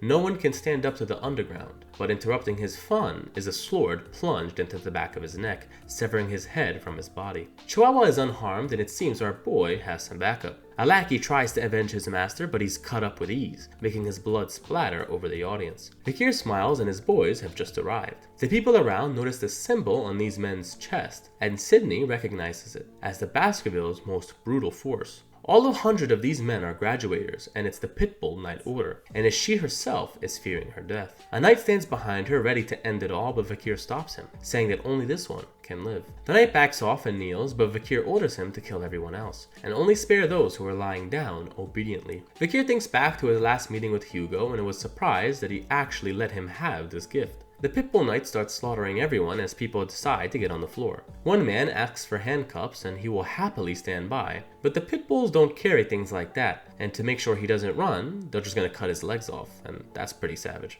Vakir smiles when he sees this, since these bastards will be executed anyways, so it's not like they need their legs. Vakir begins getting dressed talking to his uncle Terrier, who seems to be the leader of this unit. Reintroduced to Boston Terrier Baskerville, the commander of the Pitbull Knights, and he thinks to himself that no wonder Hugo was so interested in Vakir. He's already so fierce at such a young age. He pats him on the head and tells him to join the Pitbulls, and they'll raise him properly. Vakir doesn't seem interested and tells the man that he'll think about it, but Terrier is even more interested in Vakir now. Some time passes and Vakir wanders around the slave pens, struggling to find what he's looking for. He spots a safe and assumes that this is where all the nobles' money is being kept, and he will quote-unquote gift it to the city hall. But this isn't what Vakir came here to find. He takes off a blanket covering a cage, and we see the beaten barbarian girl from before. Vakir is concerned for her health, and she was beaten and dragged back here, but today is her lucky day. He pulls out a healing potion from his back pocket and puts it to her lips. She absorbs the healing effects and immediately looks as good as new, but she's startled to see Vakir. She begins to get defensive, but Vakir speaks in her language, telling her that she can leave. All the time he spent fighting barbarians in his past life made him pick up the language at least a little bit. He tells her to run away and opens the cage, but the girl starts rambling on in the same language. But Vakir isn't fluent and has no idea what the hell she's talking about. She exits the room, but before she leaves, she has some final words, which Vakir just assumes is her thanking him for saving her. Now it's time to get what he really came for and opens the corpse of the Hell Buffalo. It's time to reward Beelzebub. He extends him from his arm and tells the creature to eat fast. The Pitbull Knights will be here soon. We time skip to the next day, and the news of Vakir's achievement is spreading like wildfire. The deputy consul dealt with the criminal organization almost right as he got here, and all the nobles attending the slave auction were imprisoned or executed. And on this day, the huge illegal operation of Underdog burned down and disappeared. The heads of all the VIPs and executives were put on display, letting people know what will happen to those who don't follow the law. Vakir also held the letters from the 7 major families trying to protest his actions and rip them to shreds. He already had the Baskervilles start their investigation on them, and death seems to be the only ending. After this protest from the 7 clans, they stopped and immediately all approached Vakir begging for forgiveness. But Vakir won't let this end here. He's already looked through all the black books, and they trace back the money trail to each of the 7 families. And with accordance to the Baskerville law, all of their property will be seized, and to pay for their crimes, all members within 3 extensions of their family will be killed. With Vikir as a new deputy consul, the floors of the execution grounds always had fresh blood spilling. But this was the blood of vermin who were plaguing the city. He's gained the love of the people and the crime rate was at an all-time low, and the city was thriving. Vikir used the money he collected to lower taxes and his approval rating rose day after day. We shift to Vikir at his desk doing some paperwork and Chihuahua brought him some coffee. Vikir tells the man that he doesn't need to do that and should just focus on his job, but Chihuahua declines, saying that Vikir saved his life, so it's only natural he does things like this, and asks Vikir about his writing penmanship training. Vikir happily asks him to check, and Chihuahua is impressed at how fluent the young master is, only recently being able to write. The old man is yet again amazed by the skills of this 15-year-old, already making such a change in a short amount of time. And if he stayed here, the city would continue to flourish. Nighttime comes and Vikir is in the prison talking to Sydney, asking about her full name. She questions why she was allowed to live, but Vikir playfully takes off her blindfold, saying he just wants to ask her some questions. Cindy is defensive, but Vikir continues that the Baron's influence grew a lot before he died. That was because of you, right? From his research, it seems Cindy had a talent for making money, and he wants to use those skills for good instead of evil. He promises her that if she can answer his questions, she will be released. But if she doesn't, she will regret it for life. She agrees, and his first question is what her opinion is of Vikir and his operation. She says he's doing great, but Vikir reminds her to be honest if she wants to get out of here. She bites her lip and tells Vikir that she thinks how he's handling everything is wrong, which makes Vikir smile. He goes close and grabs her by the chin, asking her to explain. He backs away and Cindy begins stating her reasoning. Firstly, all the laws that he created take care of criminals and increase his approval. But in the long term, these same laws will begin to hurt his own citizens and eventually backfire. Furthermore, his own family won't be so happy once Vikir gains more power than the actual clan leader of Underdog. Vikir confirms that what she basically said is that he's faced with being hated by the people and being targeted by his own family. He asks for her advice and Cindy tells him to return all of the authority to the clan and even the glory of all his achievements to the clan leader. And he should lay low and go into the mountain, or to the academy in the empire, to clean his identity. And when the time comes, the current leader of the city will be the one who suffers instead. Vikir unleashes some aura and asks if what the girl means to say is she's saying for the dog to bite its owner's neck. He unleashes more killing aura, but she stands firm with her beliefs. Vikir eases up and thanks her for her advice, and he'll keep that in mind. Her ideas were amazing and almost identical to what he was thinking, and as promised, he frees her from the prison. Sydney asks if he really means to let her go, but Vikir always keeps his promises. She goes ahead to leave, but Vikir asks if she's heard of a clan called Messi Madrano. This was the 8th clan that was framed and killed, and they were once the most prosperous merchant clan. Sydney clenches her fist, and the accident that got them killed was the youngest son of the family showing off his newly learned sword skills, and accidentally showed off the secret Baskerville techniques that only the main family members were allowed to know. News spread quickly, and to keep everything under wraps, the hunting dogs were released, erasing everything to do with this 8th clan. However, someone was pulling the strings behind everything, and it was really the young kids from the 7 clans who orchestrated the event and stole the secret techniques and allowed the young child to learn them. Cindy tries to keep a straight face, asking what this has to do with her, but Vikir bluntly states that there was one survivor from that clan. A 1-year-old girl survived, and the only reason she was spared was because of her beauty. But she was forced to suffer, and the acts committed on her are too foul to even speak about. Cindy has had enough of this and tries to leave, but Vikir continues his story. Time passed and a new deputy arrived and punished those 7 demons. And in their torment, their last words were that they were sorry for committing such a heinous crime. Cindy wonders who they're apologizing to, with tears streaming down her eyes. But Vikir says who else could it be but to the survivor of the clan that they destroyed. The girl with the fake name, Cindy Senrose. She yells at Vikir, asking how she can possibly believe him. He tortured them himself. But he came prepared for this and grabs a torch, telling her she can come see it with her own eyes. He brings her to the cell where they were tortured, and with their own blood, they wrote their apologies on the walls. Cindy can't tolerate this scene and begins throwing up. Vikir says that even though those young men died painful deaths, the clan she is from, the Messi Madrano clan's vengeance is not over. There is still one clan to deal with, the Baskervilles. Hate them more than you do now. Cindy questions why Vikir even wants to help since he is a Baskerville, but he tells her that that's not the right question. She immediately understands because Vikir is a Van, an illegitimate child. She agrees and vows to repay her debt. And whatever Vikir decides to do in life, she'll make sure that he never needs to worry about money. Vikir smiles and the next day comes and Chihuahua bursts into his room, but sees Vikir surrounded by dead assassins, and the room covered in blood. Vikir yawns and wakes up, and it seems he killed these guys in his sleep. Chihuahua is shocked, but our boy has done some crazier shit,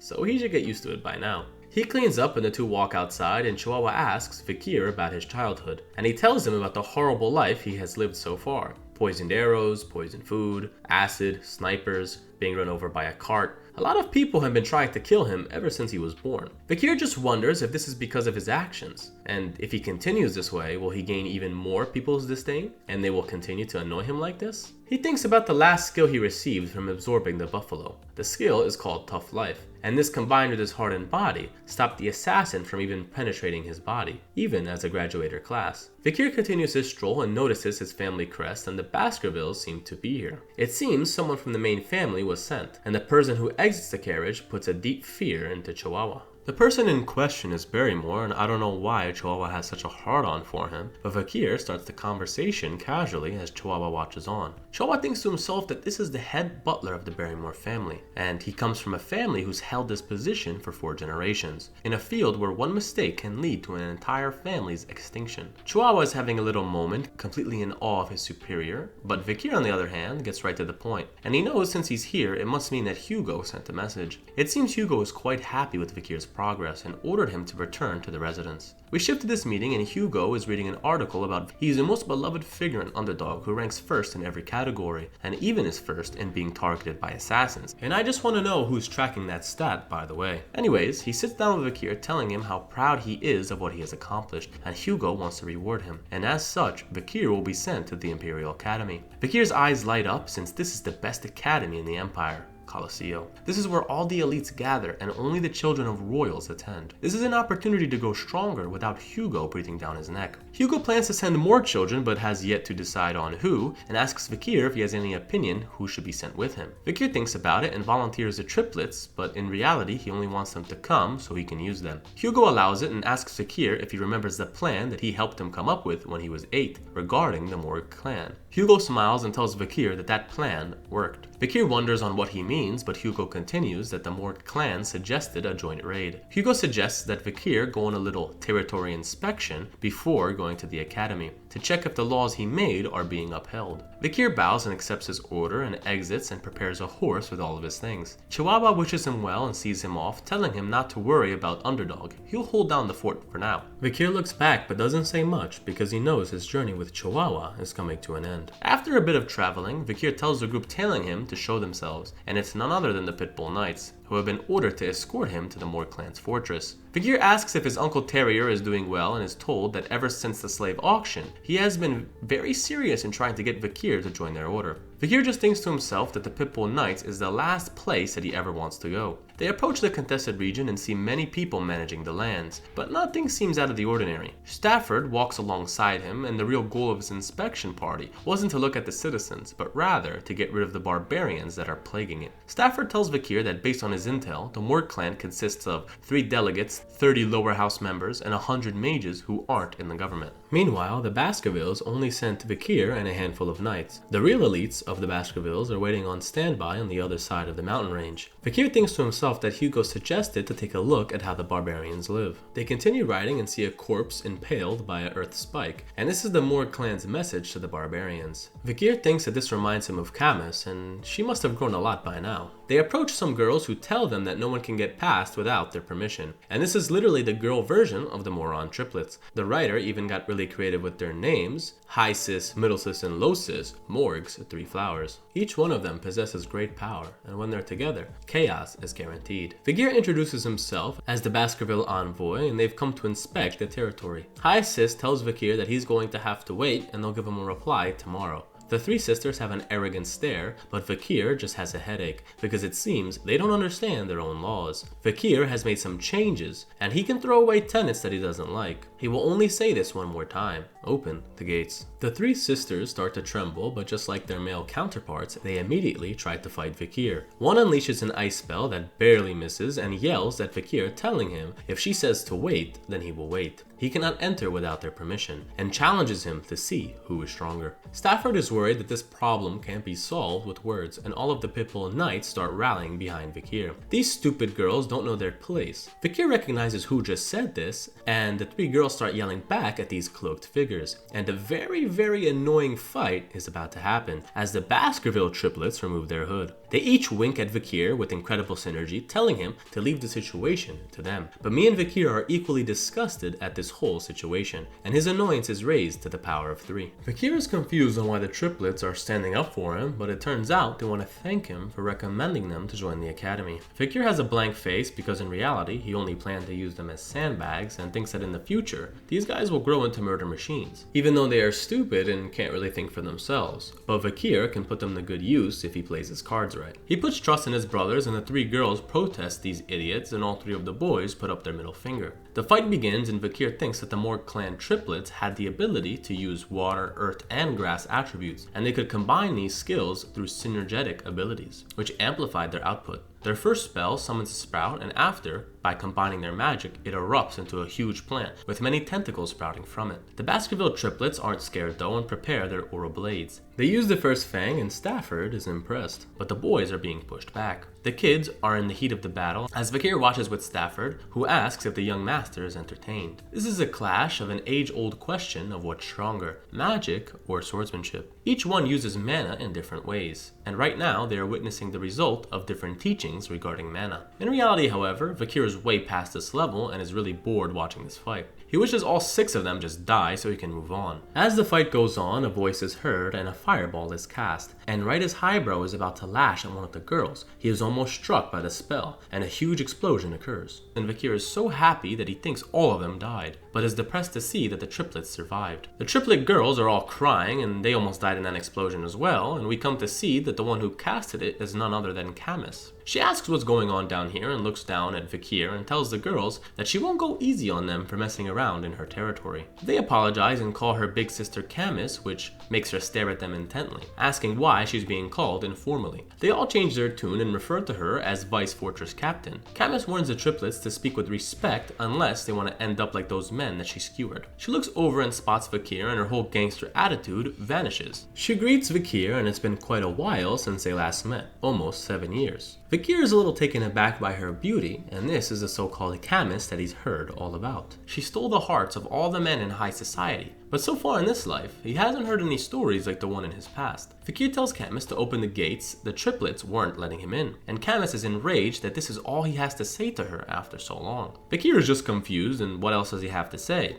But Stafford just idly watches these 2 rising stars, and Camus gives Vakir 0 points for his attitude towards his future wife. He's at 0 out of 100? Everyone is confused, and even future wife? What is she talking about? Camus and Vakir are strolling through the land, and she begins the conversation stating that the Baskervilles must not know about the barbarians. Vakir says that they actually know a lot since they fight them all the time. Camus says if that's the case, then why did he come with a group full of idiots? But Vakir reminds her that it was agreed that the main force would be waiting on the other side of the mountain, and asks Camus why she's saying these things despite that information. She was testing him this whole time and wanted to know if he was sent here to be disregarded, but it seems he's well trusted within the clan. She keeps asking questions about the barbarian tribe, like which one is the most annoying, and 2 come to mind for Vakir: the Balak and Rococo tribe, a warrior and sorcerer group with skill to rival the Empire. Camus is happy with his answer and rewards him 8 points. Vakir is still a little confused with his whole point system, but Camus explains that she hates intelligent men, and the more stupid a man is, the more interesting he becomes, and it gives Vakir 6 points for his horse riding skills and 4 points for his fashion. Vakir seems even more bored than watching the triplets fight and doesn't answer. Camus gives him 1 point for mannerism, but she's a little simp and gives him 99 points for his face. He grew up to be quite the man. Vakir tells her to stop this evaluation, but Camus continues that it's important for her future husband. Vakir still questions why she thinks they're getting married, but Camus just asks what the hell does he mean, because Vakir passed her uncle's test 7 years ago, and that was his approval to let Vakir marry Camus. Camus gets fired up, angry at her father for putting her on this path for marriage, but promises have to be kept. Even though she hates this, she has to go through with it. Vakir tells her if she's really unhappy about it, she can just forget it and don't feel like you have to marry Vakir. But Camus just blushes and throws something onto Vakir's face. He can't just go ahead and reverse something like that, and Camus is a genius and never forgets anything. Vakir wonders what she just used as a weapon against him, but it turns out to be the clothes he gave her way back when the fireball struck her in the tournament. it. Fakir's thick-headed ass just thinks she returned it to him without washing it, but Camus just blushes. It seems she was always in love with Fakir. They continued their conversation about the task at hand, and the barbarians ambushed the ruby mine and have been pillaging slaves off the citizens and captured soldiers, and they plan to sell them somewhere else. They arrive at the fortress, and the Iron Mages have built this in less than a month, and Fakir is quite impressed. To be expected of the Moor clan's magicians. He sees some holes in the wall, wondering if these are the Balak clan's arrows, and Camus says it is. Their shots have aura infused in them and are very strong, and they like to raid at night. And many people have died already, protecting this mine. And thanks to these piercing arrows, even Camus's uncle suffered a chest injury. He survived, but his pride was hurt.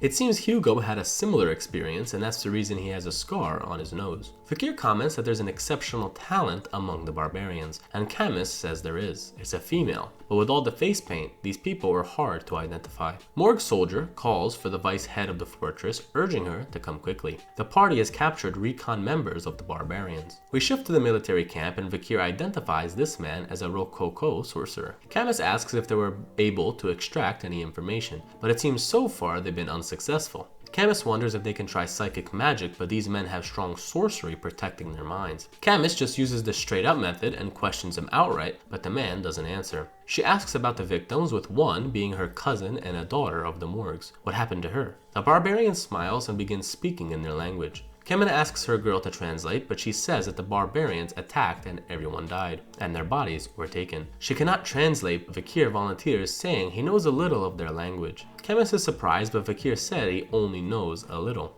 and is influent. He reiterates what Camus asked, and the captured sorcerer smiles even harder. He tells Fakir what happened to her, and Fakir translates that she is dead. Camus now goes over the law regarding captured barbarians and gives the verdict as the vice head of the fortress. Instant execution. She kills the barbarian and swears that their language will only be spoken in hell. The three remaining barbarians start shitting their pants and might be rethinking their situation. Camus walks outside and Fakir goes to see her crying. Even though she acts tough, she is only 15 and just lost someone very close to her. She remembers Rose always used to follow her around and was a kind soul and didn't deserve to die like this. Fakir tries to comfort her that she died peacefully, but Camus knows more or less what that barbarian said, and Fakir didn't translate it truthfully. What he really said was, "We ate her." Camus breaks down and begins apologizing to her sister for not protecting her, and Fakir tries to extend his hand, but for the first time in their story, he's unsure of what to do. She wipes away her tears because now is not the time to mourn. It's time for revenge. Fakir thinks that this behavior is to be expected from the Moor clan's Iron Princess. He offers his hand and Camus moves to grab it, but a bell sound is heard. Camus stands up quickly because that sound is the signal that the barbarians are attacking. We see a squad of Balak troops riding wolves approaching with bows in hand. The talented girl in question lets off an arrow with intense aura. It flies and creates a massive hole in the wall, killing two mages. She talks in her language and the barbarians begin their assault, and they are indiscriminately killing everyone in sight. Fakir lands on the scene and all of a sudden 2 ropes are thrown onto his neck. The barbarians think they captured a good slave and talk about a hunt for husbands, and it seems these people are trying to breed for a superior race. He apologizes that he can't be their husband and he yanks them from the ropes since he's already engaged. More barbarians see this and engage Fakir, and as the arrows fly, he recalls Hugo's words to not start a battle until the main force arrives. He blocks all of the incoming arrows, stunning the barbarian archers, and Camus enters the fray. She prepares a fireball in hand and kills all of them in a single spell, asking Fakir what he's doing. Stop going easy on them. She curses these barbarian bastards, and Fakir is a little scared because she nuked the place so easily. Camus compliments Fakir. It seems that he's already a graduator, and that's to be expected of her husband. Fakir tells Camus his orders from the patriarch is not to start any battles until he regroups with the main force. Camus understands and prepares her quadra casting and tells him not to get involved and she will exterminate these pests. Fakir noticed how much that she improved. As she is yelling, a blow dart is fired and a needle hits her in the neck. So much for revenge. She's knocked out due to the paralyzing poison and Fakir is a little disappointed. The man who got her tries to capture her, but Fakir grabs the rope, telling Camus that they should retreat. Camus protests since there's still civilians to worry about, but Fakir urges her to make the right decision. He can't help her, but Camus won't let her people die. Interrupting their conversation is an arrow that almost hits Fakir.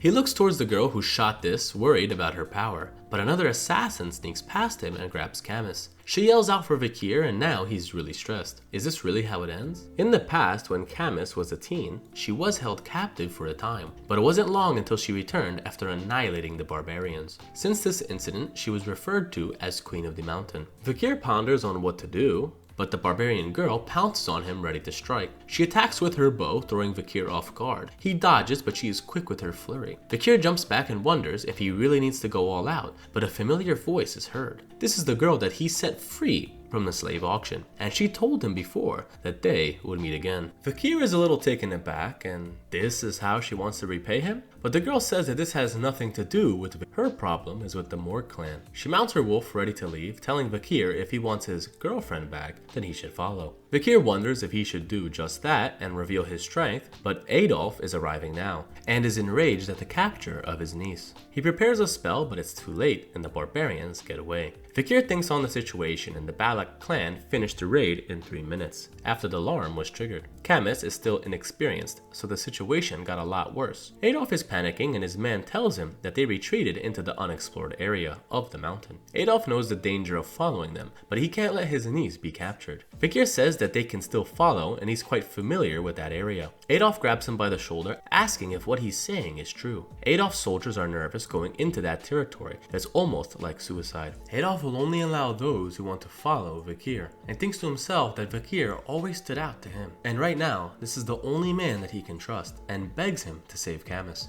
Nighttime comes and Vakir approaches the territory, the dense forest of the mountain. In this place, demon mosquitoes can suck out your bones, and thick vines carry deadly poison. A normal person wouldn't last 1 hour here in this so-called life-eating forest. However, the people in this party are not normal. We see the triplets, Stafford and Adolf accompanying Vakir. Adolf asks Stafford if all the Baskerville children are like Vakir, but he is told that Vakir is a special case. The triplets admire the younger brother's skills, and the group arrives close to the barbarian camp. Vakir tells them to hold up because Balak hunters spread dry leaves around in order to hear their pursuers. They need to be careful. Adolf casts a spell to prevent Vakir from making noise and tells his nephew-in-law that it's up to him now. Vakir is a little taken aback by this but knows what he has to do. The barbarians are around the fire and Camus is enraged, yelling that she will kill all of them when she escapes. The barbarians are just ignoring her, which disappoints Camus, but she overheard this so-called husband hunting that they are talking about. A barbarian man comes up to Camus impressed with her physique. Having a girl like her will make everyone in the tribe jealous. Camus yells for the man to just kill her, but he doesn't understand a single word, and knows that Camus is being rebellious. He grabs her face and it seems he needs to educate this slave. But the barbarian girl from before tells Ahun to knock it off. Don't touch her slave. The man protests since he was the one who actually caught her, but the girl says if she didn't fight Vakir, he would have been dead. The girl who seems to be their leader is Ayen, and Camus notices their argument, and also notices her skill for being able to go toe-to-toe with Vakir. Ahun keeps going off at Ayen for being stubborn, but she is getting tired of him mouthing off, and says that he can challenge her at any time. She will always be waiting to beat his ass. Ahun gives up and says Camus is all yours, and runs off. Ayen eyes up Camus and knows that she is sure to be the next in line to be the Morg clan's leader, but she was also captured and sold by the Morg clan. Ayen kicks Camus in the shoulder and remembers that she was once saved by and given kindness. But she won't extend that same kindness to Camus. She will turn Camus into a good slave. Her daily life will be spent licking her boots. Interrupting their little speech is a huge fireball and Adolf bursts onto the scene, charring some barbarians with his spell. He's come for revenge. Canvas is ecstatic at his arrival, and Adolf demands the return of his niece. Vakir's group begins slaughtering the barbarians, but Vakir is confused. Were these the same people that ambushed them? Why are they reacting this badly to an ambush? It seems there's a bigger problem in this forest. The barbarians run, cursing the mages for making so much noise late at night. Adolf orders the men to kill every single barbarian, and Camus is happy with what she's seeing. Vakir sneaks behind Camus and unties her, but it seems Ayen was waiting for him. She comments on his strong physique, and is impressed that he traveled so far into the forest, and his level-headedness to traverse through the darkness, and also likes his passion to put his life on the line to save this girl. She won't ask about his past, but Vakir passed her test. Vakir is confused as he has been ever since he got into this mission, but it seems now he's in the middle of a love triangle. He can't remember who this girl is, but assumes that she's the one who scarred Hugo's nose, the Balak archer, Night Fox. Ahun hides in the bushes trying to paralyze Camus again, but Vakir is one step ahead, and blocks it. Ahun is stunned, but Vakir won't fall for that twice. He picks up Camus and tells her they need to go. He tells Camus that the situation is getting annoying, but please bear with me for a little while I escort you to your uncle. Camus is getting rizzed up right now, and Ayan is disappointed. She thought Vakir would be hers. As Vakir is running away, two barbarian females shoot arrows at him, but he blocks with his sword. Ayan draws her bow and fills the arrow with intense aura energy, wanting to get rid of her competition. She releases her strike, and right before it can get to Camus, Adolf summons a huge ice wall blocking the shot. He calls out to his niece and casts Cure Poison. He can't get all the poison out right away, so they need to go back to get her treated. Camus tells her uncle to let go of her and runs immediately into Vakir's arms, stunning the old man, because he did his best too. Vakir just stands there silently, but it seems Ayan also wants a taste. She wraps a rope around his neck, taking him off guard, but she's trying to pull him, but he isn't moving an inch.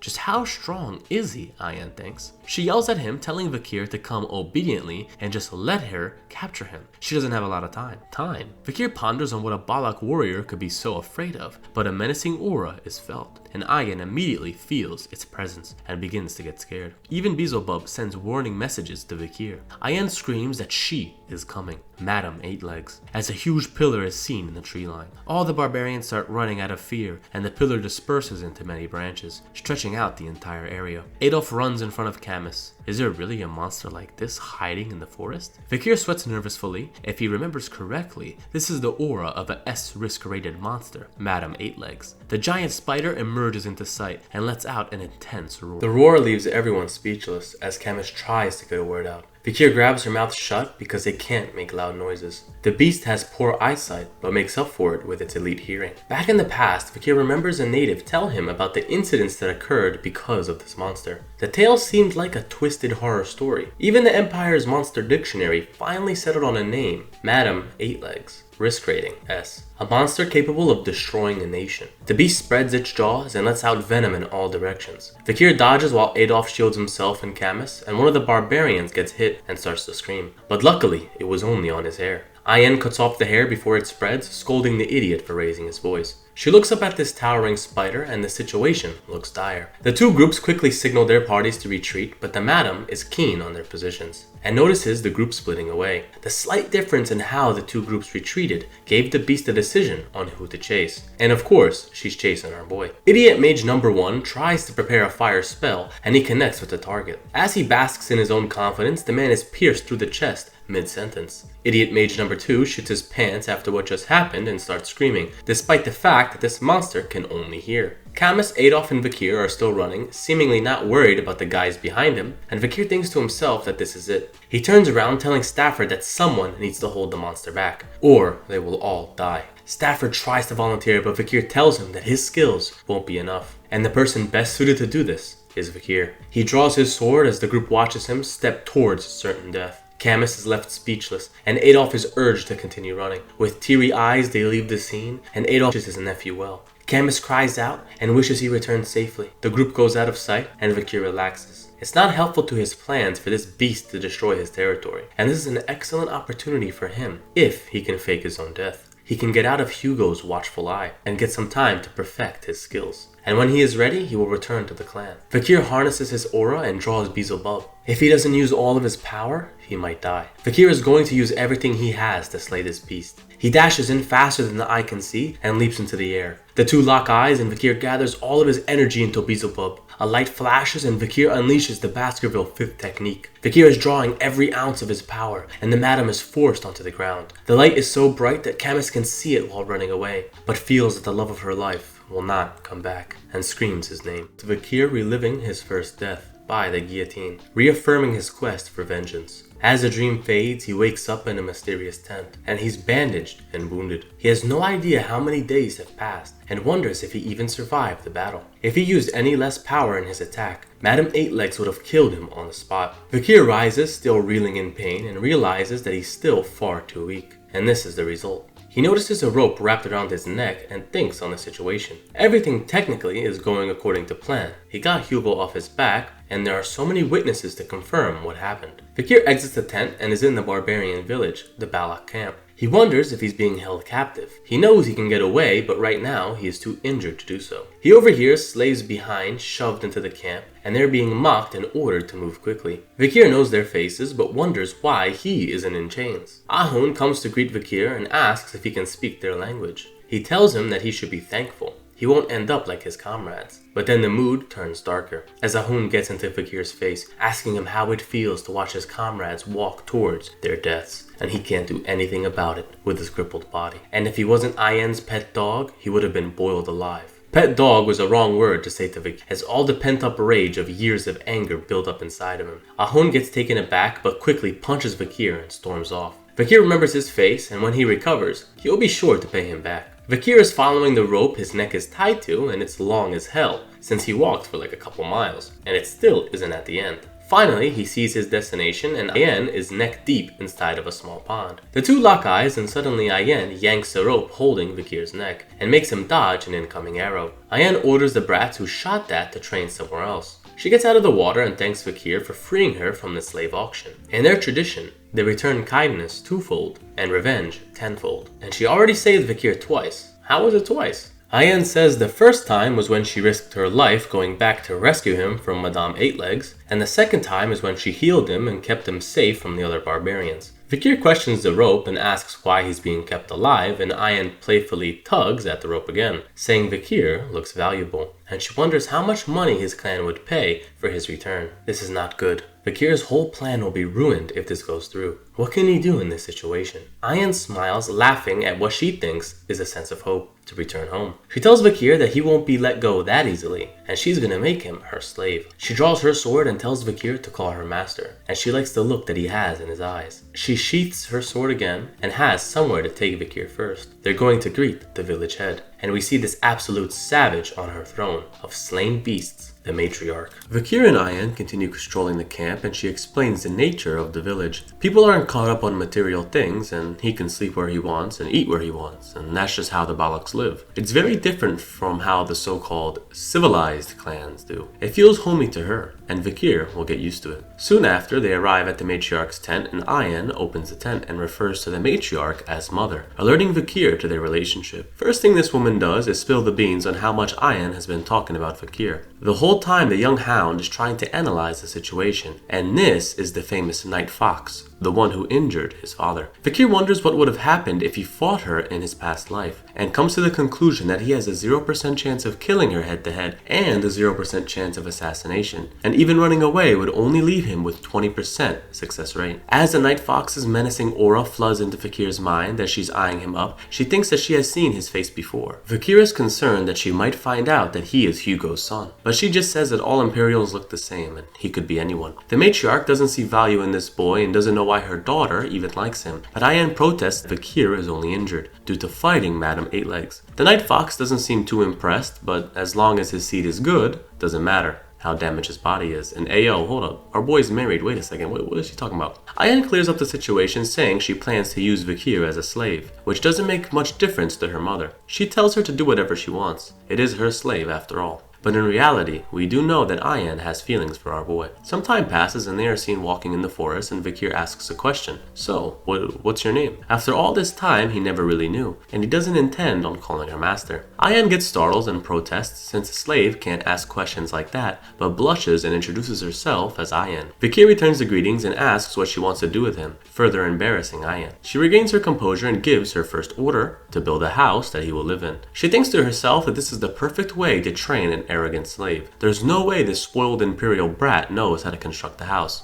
Vakir knows exactly what Ayen is trying to do and is thinking of how he can execute this task to set the balance between them off. He gets an idea and smiles, and in a short amount of time, Ayen returns to Vakir's perfectly built tent, leaving her impressed. He did this even while injured, and Ayen's simp ass even brought him some materials to help. Vakir thinks that it's been a while since he had to do this, but this was one of the basic skills he needed to have as a hound, executing orders for Hugo. He would need to survive in the most extreme environments. Ayen even notices the perfect drain that he constructed to control the rain flow. and Vakir cuts her off saying that her mother's tent looked uneven and starts giving her a detailed explanation on why and wants to actually fix it. This whole conversation leaves Ayan stumped and faking that she understands so she can agree. Vakir starts showing his husband qualities while Ayan watches, and he hand delivers a set of bricks to the matriarch and fixes her tent by reinforcing the center log. He does this to avoid swaying and any leaking, and the matriarch is impressed. And now Vakir was ordered to go around and help the village with matters like this. So it looks like he created more work for himself. The next day comes and Vakir is seen doing some laundry, and Ayan just bluntly asks him if he's not bored doing all these menial tasks. Doesn't he want to be an official member of the tribe? Vakir declines, saying that slaving away like this is actually more peaceful than the life he had before. And Ayan is slightly happy because she thinks her slave training is working, and it's not. This man was literally tortured since birth. She still tries to convince Vakir to join her tribe, and if he listens to her, maybe she'll untie the rope. Vakir pretends to be interested and asks what he has to do, and is told that he needs to hunt a huge prey. In recent times, the Balak warriors haven't been able to catch large enough prey, so the children have been not eating properly. So if you can help with that problem, it would help Vakir get acceptance into the tribe. She smacks Vakir on the back, saying how easy it will be, and he should be grateful for this opportunity. He bites his lip and agrees, which makes Ayan light up, and she tells him that they are leaving tomorrow. And it seems that someone is watching these two lovebirds with disgust, and is none other than Ahun. We are introduced to a new character, and it's an old man who is sinking his hand into a bowl of charcoal. He tells the young ones to gather around, and it's time for the ceremony. This is the Balak's shaman, Ahuman, and he gives his blessing to each of the warriors. And the reason for this is because Balak hunters feel guilt when killing their prey, so he uses this charcoal powder to hide them from the god of death. The warriors seem to have negative opinions of this so-called shaman, since his blessing does fail a lot of the time, but it can't seem to not keep up the tradition. Vakir overhears this commotion and assumes the shaman has no real influence in the village. We see the amazing face painting job the shaman did for Ayan, and Vakir joins in, making fun of her. She brushes it off with her hand and tells Vakir to wear this, and hands him this kinky-ass spiked collar. He doesn't seem to care and puts it on, and Ayan brings him along to ride her wolf. She tells him to hold her waist so he doesn't fall off, but Vakir declines. But as soon as the wolf takes off, he immediately eats shit. Vakir just wonders if his broken bones will even allow him to get up right now. Vakir looks up and sees Ahun, who's looking pretty saucy right now, and he calls out to Ayan, telling her to stop playing around with this slave and to come with him instead. This time, he will be the one to catch the biggest prey, and will be the captain, to impress his grandfather. Ayan doesn't seem interested and questions why he's even doing this, but this just makes him angry, and he takes that anger out by kicking Vakir in the face. And what the hell did our boy do? Damn. He is sent flying back, and Ahun tells Ayan that he's disgusted that she gave him the protection necklace, and she can't go on a hunt with this trash slave. She's only ruining her reputation. Ayan is stressed at first, but smiles knowing Vakir isn't a pushover, and tells this baboon to check his waistband. Vakir gets up spitting out blood and tells Ahun to take better care of his weapons. Treat it how you would treat your lover. Ahun is enraged that Vakir stole his waistband and rushes to finish him off, but is grabbed by the shoulder, with Ayan telling him that that is enough. Whose slave does he think he is punishing? Ahun tries to protest that a slave cannot be allowed to embarrass a warrior, but Ayan just says that he was being pathetic and only embarrassed himself. Ahun gets to his real feelings and shouts that surely Ayan doesn't have affection for this slave, right? Ayan just face palms and says that a slave must be punished if they did something wrong. But still, it is her slave. Vakir wonders what is about to happen, but yet again he is rocked in the mouth, this time by Ayan, with blood splattering across the grass. Ahun is shocked and Ayan stares at him menacingly, asking if he's happy now, with blood still dripping from her fingers. She warns him to never touch her slave again, or he will be punished. Ahun gets the message and leaves, and turns back into a simp moments after, asking if Vakir's okay. She had to do that to get Ahun off their backs. Vakir just says his face hurts, and Ayan immediately jumps around on the wolf to see if he's okay. "Are you going to die?" she asks. Vakir finishes his line saying that it only hurts to talk, but he should be alright, but interrupting him is a kiss from Ayan. Even this hard-ass Baskerville hound can't be emotionless from love like that, and is taken aback. Ayan blushes and turns back around and continues riding her wolf. She changes the conversation, saying that even though Vakir is an Imperial, he does show some promise. But Vakir is still trying to understand what just happened, and actually thinks what Ayan just did could spread an infection, and Vakir is kind of a bonehead for real. Ayan turns around and tells Vakir that if he needs anything that she can do, she will do it. And Vakir immediately asks for something. He pauses for a second and Ayan starts to assume the worst case scenario. And Vakir says if it's anything, then he would like her to teach him how to use a bow. Ayan gets disappointed because it wasn't a sexier request, but still agrees. And tomorrow, she will start his special training. We shift right into Vakir's training, and he's being humbled by the fact that he has little talent for this endeavor. Ayan starts getting close, adjusting his position, teasing the young hound, since he needs to learn to not be able to use a sword for a while, and this is the only way he will be able to catch the huge prey. She continues adjusting his posture, which pushes Vakir's bones. Wolf approaches with something that she asked for. She releases Vakir and he immediately falls to the floor, grabbing his back like some type of old man. But he gets no time to rest, however, as Ayan tells him to get up. From here on out, the training will move more quickly. They move to a new location and overlook a stream of water that connects a river to an ocean. And she tells Vakir that in this area, there are many animals that live off this water. She tells Vakir that her grandma once told her that these salmon who can swim up the waterfall can evolve into huge beasts. But those that fall plunge into the earthen spikes and become food for ox bears. Vakir spots an ox bear and he thinks that this is completely different from the imprisoned ones that he fought in the academy and will be a much harder foe. An ox bear from a superior bloodline. Vakir wonders if his job is to capture the menacing female ox bear, but is told that their real goal is to go for the male bears that try to mate with her. We see the primal meeting between the bears and two males approach, but they are slapped around by the female, alerting Vakir to this arrangement, and he thinks the female will reject males that are too weak. Ayan says that his thinking is wrong and it's actually the opposite. The female isn't looking for the strongest male, but actually the weakest one, as a pathetic looking red bear comes and steals the female. Vakir is speechless at what he is seeing, but Ayan explains that the reason for this is that strong males can get excited easily and oftentimes they kill their partners. So for female ox bears, this is the best choice. And this is also how Balak warriors select their partners as well. And it doesn't matter how weak one is, as long as the DNA is fine. And DNA is code for those little white tadpoles. I can't with this tribe, man. What's going on? This whole arc of the story has been wild. Anyways, now all they need to do is wait. Vakir has been waiting for 4 days, listening to the bear's mate, and is completely annoyed at what he's being made to do. Ayan approaches and asks if he left food for the bears like she requested. Vakir says he did and he's been giving them food every day so they can continue doing their thing. Ayan inspects the fruit that they've been giving, and it turns out this fruit increases one's strength at the expense of their lifespan. Vakir is still annoyed with her plan, but Ayan prepares some soup for the young hound to eat so he can heal up faster.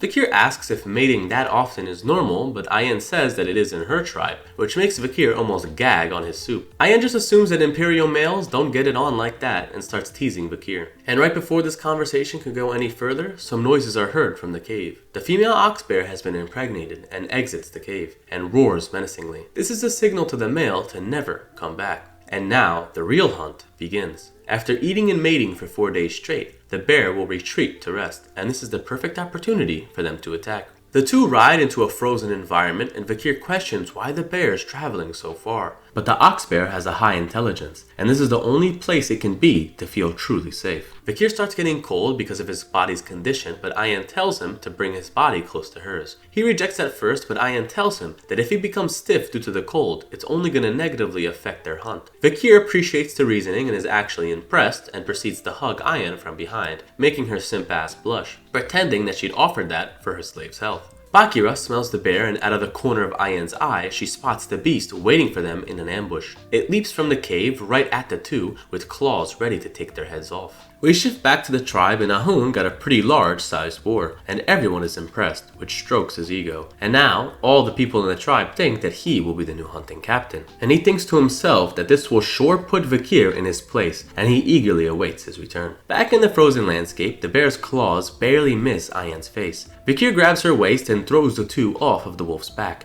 barely escaping the strike. Bakira growls and begins to attack the bear, and Ayan thanks Vakir for saving her. Vakir questions this monster's intelligence to lay a trap for them like this. It's amazing. And now he understands why the female is so picky. The two cannot avoid a head-on battle, and Ayan thinks that she cannot let Vakir save her anymore, or she's gonna lose respect as her master, and orders him to step back as she fights the bear. Vakir sits back thinking if the slave should really just relax while the master is doing all the work, but Ayan is riding Bakira jumping through the air, pelting the bear full of arrows. She will make this thing pay for interfering with her slave. The bear tries to hide behind an ice block, but Ayan isn't discouraged. She charges her aura into an arrow, and this technique can pierce even steel, but only works this way, and cannot even pierce a leaf unless it's hiding behind another object. The arrow flies, which leaves the ice block in one piece, but the bear is struck, making it cough up blood. Vakir is shocked at what he just witnessed. The wave of aura from the arrow passed through the block into the bear. What precision. This kind of archery can be called art. Being able to hunt one's prey without any flaws. It seems our boy's opinion of Ayan went up, and he thinks that her skills can even rival Camus's. The ox bear is bleeding heavily and in a last-ditch effort rushes in at Ayan. She prepares her final attack, an arrow that can even break a castle wall, and fires a huge beam of light, but the beast manages to dodge and only its horn is broken. Ayan is shoved off of her wolf to the ground and she begins tumbling across the ice. She recalls her mother's teachings that a beast that is close to death can sense one's killing intent, and this mistake could cost her her life. Ayan was careless, and now she is weaponless right in front of this wounded ox bear. She closes her eyes ready to accept death, but Vakir whispers into her ear if she is done trying to show him this so-called master's dignity, because now it's his turn. As he readies his arm, throwing it into the bear's head, and as he is reaching his target, he unsheathes Beelzebub. Fire emerges from the tip, completely cooking the bear, finishing it off. But it's just as Vakir expected. This skill was too much for him to use, and immediately faints. The two return to camp and a huge festival is thrown. The one who catches the largest prey earns the respect of the village. Ayan asks Vakir how it feels to be the hunting hero. Vakir just answers emotionless like he always does, and Ayan says that that's his problem. The ox bear isn't just strong, but also smart. So everyone here knows the talent needed to catch prey like this. It's much different from a boar that's stupid and sluggish, as she looks over at Ahun, rubbing it in his face. Ahun hands Vakir a bowl of food, and Vakir just wonders why there isn't a lot of meat. Ahun just protests that he's a slave and this is how much his honor is worth. But the tradition of the hunt is the one who contributes the most eats the least amount, and in return he gains the most honor. Vakir doesn't understand this backward logic and is really hungry, but he can't be too mad, because food isn't what he wanted to gain from this hunt. He fed Beelzebub, another rank A monster, in the ox bear, and also tried out the Cerberus skill, Flame. And he has gained a new skill, 600 kilogram hammer. And not only that, after feasting on the bear, Vakir recovered a lot. Ayan drew another bowl full of intestines, which makes him sick to look at. But Ayan tells him to eat this because it's important for his recovery. Ayan is getting teased by the other girls and Vakir decides to give it a try. He eats up and Ayan has a bright smile, and says now that he's recovered, he can fulfill his duties. Vakir just thinks, like, what more could this chick possibly want from him at this point? But now the two arrive at a large tree stump, with acid residue from Madam Eightlegs. The reason the tribe is going through a food shortage is because they have to offer a large amount to the madam. This is an offering to live in the forest. And now Vakir understands why they were acting with such fear around the monster. The next day comes, and a huge line is seen outside of Vakir's tent. Vakir wonders what's going on and is there some sort of ceremony, but the line is full of all girls. They talk about yesterday's hunt, and I can assume all this chatter is related to Vakir. Ayan comes back and is angry with what she is seeing. She tells all the girls to back off of her slave and go catch their own. But all of them just argue that she always hogs everything for herself. And I'm very, very jealous of Vakir right now. Like, can I be captured, please? I'm ready. Ayan puts on a murderous face that scares off all of the women, and Vakir appears right behind her, overhearing what she said about the ox bear stew that she gave him. In reality, it wasn't intestines, but rather a Bear Johnson. And the reason he was fed this was to help him perform in bed. Man, what is going on in this story arc right now? What the hell? Vakir hears everything and is disgusted at what he found out. Ayan changes the conversation, telling Vakir that he will soon meet with the matriarch and be able to request something from her, as the most honorable hunter. Vakir changes up his clothes to look like a tribesman and walks into the matriarch's tent and greets her. She thanks him for catching the ox bear and is impressed with his recovery. It's astonishing that he's almost back to full strength. Vakir thanks her for his treatment in the camp, and he thinks to himself that the night fox Aquila is a genius warrior who scares off the empire while only having a tribe of around 300. Her strength is equal to Hugo's, yet her personality is soft and warm. Aquila wants to reward Vakir and as such makes him a part of the family. The shaman coughs in disagreement and Vakir remembers that Ayan told him that the elders were not happy about this change. Aquila stands up and tells Vakir that he can have one request of her and reaches out her arm, asking what the young hound wishes to have. Vakir looks over towards Ayan, hand signaling him to say what they talked about, and he sighs and tells Aquila that he does have one request in mind: to bathe in the hero's spring. Everyone is taken aback and Aquila's warm demeanor changes into a menacing stare, wondering if Vakir knows what he is asking. The shaman and his dipshit grandson start protesting the request, saying that only heroes that have proved their strength can use the spring. They won't stand here and witness this arrogance. Ayen is obviously on our boy's side, but her mother just coldly looks at him and asks if he knows what he's truly saying. Vikir confidently answers that he does, and the hero's spring is a shrine that only the strongest Balak warriors are allowed to go into, that acts as a hot spring, that has both internal and external healing properties. The water takes a long time to accumulate, hence the reason for only the strongest to bathe inside of it. Other elders start chiming in their thoughts, and no one seems to like the idea of Vikir entering the shrine. Akila thinks on it for a moment and actually wants to grant Vikir his request, but she's in a bad spot since most of the elders disagree, so it looks like she will have to decline for now. But interrupting her train of thought is a bell sounding outside. Ayen alerts Vikir that there's some guests, and this matter will be postponed. But the shaman has an evil stare at Vikir as he's exiting the tent. They go outside to spot a caravan carrying supplies entering the village, and it's a group of merchants that Vikir recognizes as the bourgeois family. And for them to get here, it would mean they crossed the Morgue or Baskerville territory, normally, unless they smuggled themselves in.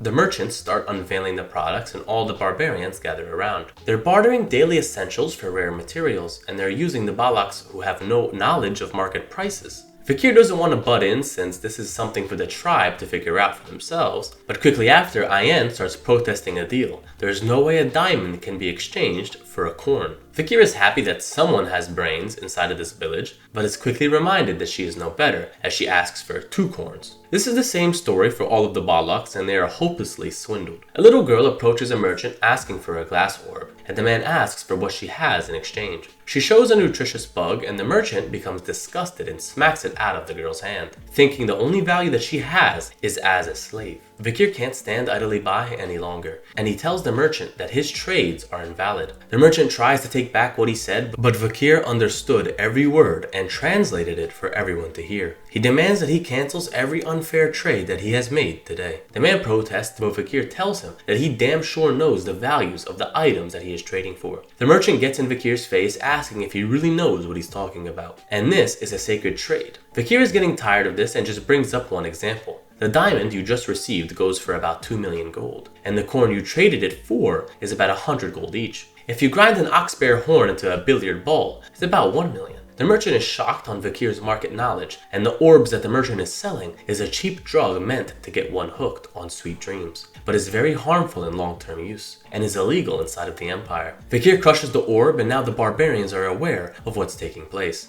The merchants tried to hightail it out of there, but Ayen quickly lets off an arrow, stopping them in place. The merchants begin to run again, and Ayen actually lets them go, and this is one of her hunting tactics. Merchants rarely accept a loss, so they'll be back sooner than later. They have a tendency to regroup with their pack when injured. The merchants return to their mercenary group that was transporting them, and the battle is about to commence. Nighttime comes and an eagle sits on Ayen's shoulder, and now it is time for one thing only: slaughter. The leader of the mercenary group starts laughing at the merchant, saying how talking with the barbarians is useless, and the only thing to do is hunt them and turn them into slaves. The merchant actually says something smart, warning the mercenary not to underestimate the Balaks, especially in their territory, but the mercenary obviously is doing the exact opposite, and thinks dealing with some savages should be easy. And anyways, they were hired for this exact reason. Their part of the deal was to split the earnings, and now that it's been stolen, everything is up for grabs, right? The man hands a merchant a cigarette, but he declines, telling him to do as he pleases. The mercenary says his plan is to sneak on them at night and set a fire and ambush them. As he's explaining his genius strategy, his lackeys start fighting over a match. They fight over the match until one of the bozos is sniped in the forehead, talking about what he would do with the barbarians that he captured. Soon after, even the mercenary leader is quickly dealt with, leaving the merchant leader in a deep despair. He orders his men to extinguish the cigarettes, and Ayen orders her troops to continue firing. Vikir watches on and is impressed that something as subtle as a light cigarette bud was enough for a Balak warrior to pinpoint their target. A man approaches Vikir saying he's prepared what he has asked for. The mercenary group tries to regain their composure and regroup, and all their mages help them block the arrows. All of a sudden, 2 arrows with a rope tied between them, carrying the barrel that Vikir was holding, flies right above the group. The arrows delve inside of the nearby trees, and more barrels are fired, leaving many of them above the mercenary group. Realization hits them as these are alcoholic barrels, and another volley of arrows sets them ablaze. The mercenaries are decimated and the flames engulf the forest. The lead merchant falls back cursing these bollocks. Just when did they become so smart? But in typical fashion of our MC, he lurks behind him. The merchant notices him, and this man is the one who caused everything. If it wasn't for him, the trade would have went smoothly. Ironically, what this guy pulls out of his ass is an official seal from the new deputy consul of Underdog. And if he is killed, the Baskervilles will come after him. Fakir questions if he's talking about the new young deputy consul, the Baskerville child, and the man agrees. This enrages Fakir since he never remembered authorizing anything. Realization sets in for the merchant, but before he can speak, he is lit up with arrows, ending his life. And hold up, can we talk about how the mercenary's plan was to ambush and set fire to the barbarians, and like seconds after he said it, it was used right against them? I thought that was pretty funny. Anyways, those who forged the Baskerville seal will be executed. Ayan approaches from behind, telling Fakir that it's time to go. The remnants of the mercenaries are relieved since the barrage of arrows stopped, and they think that the enemy is retreating. But what is coming for them now is much worse, as the branch from Madame Eightlegs sprouts from behind them and quickly deals with these invaders. Ayan is impressed with Fakir's plan to use fire and bait out the rank-S monster. What a great Balak he has become. After this display, Fakir is granted access to use the Hero Spring. It's hard to protest his achievements now, as the elders bow in agreement. Ayan is ordered to take Fakir to the spring, and Ahumen is enraged since he said the reason the villagers were getting sick was because they were cursed, and not from the drugs, and his influence suffered due to this. But Fakir remembers what the merchant said, and it seems a shaman was in on the whole scheme. Nighttime comes and enters the hero's spring, but he notices his mana becoming more purified, and his bones and muscles healing. Fakir thinks that the elders were making a fuss for no reason. Although this is not as effective as the Styx River, it's better due to not having an age limit. But one thing was bothering Fakir at that moment. Why is Ayan here bathing with him? She tells Fakir to thank Adonai for finding this hot spring, and we get some backstory on this absolute Chad that supposedly fought Madame Eightlegs and is one of the strongest Balak warriors. Fakir gains some respect for him since anyone who stands up to that thing deserves it. Ayan sinks into the spring thinking of what her mother told her. Fakir is a good man, and a worthy one to be her husband, and she vows to herself to make him hers. Ayan says that she always knew the merchants were up to something shady, and she always had a vague idea, so she's happy they had the chance to get back at them. If Fakir didn't point it out, she would have sooner or later. Fakir just laughs at this since she traded a diamond for 2 pieces of corn, and asks the girl how much corn does she think a diamond is worth. 20? 30? The real number is given to her, which makes her stand up in shock. She lies again saying that she knew that too, but is obviously full of shit. She just doesn't understand the value that a stone has. But Fakir changes the conversation, asking Ayan on what she wants to call him, slave or by his real name.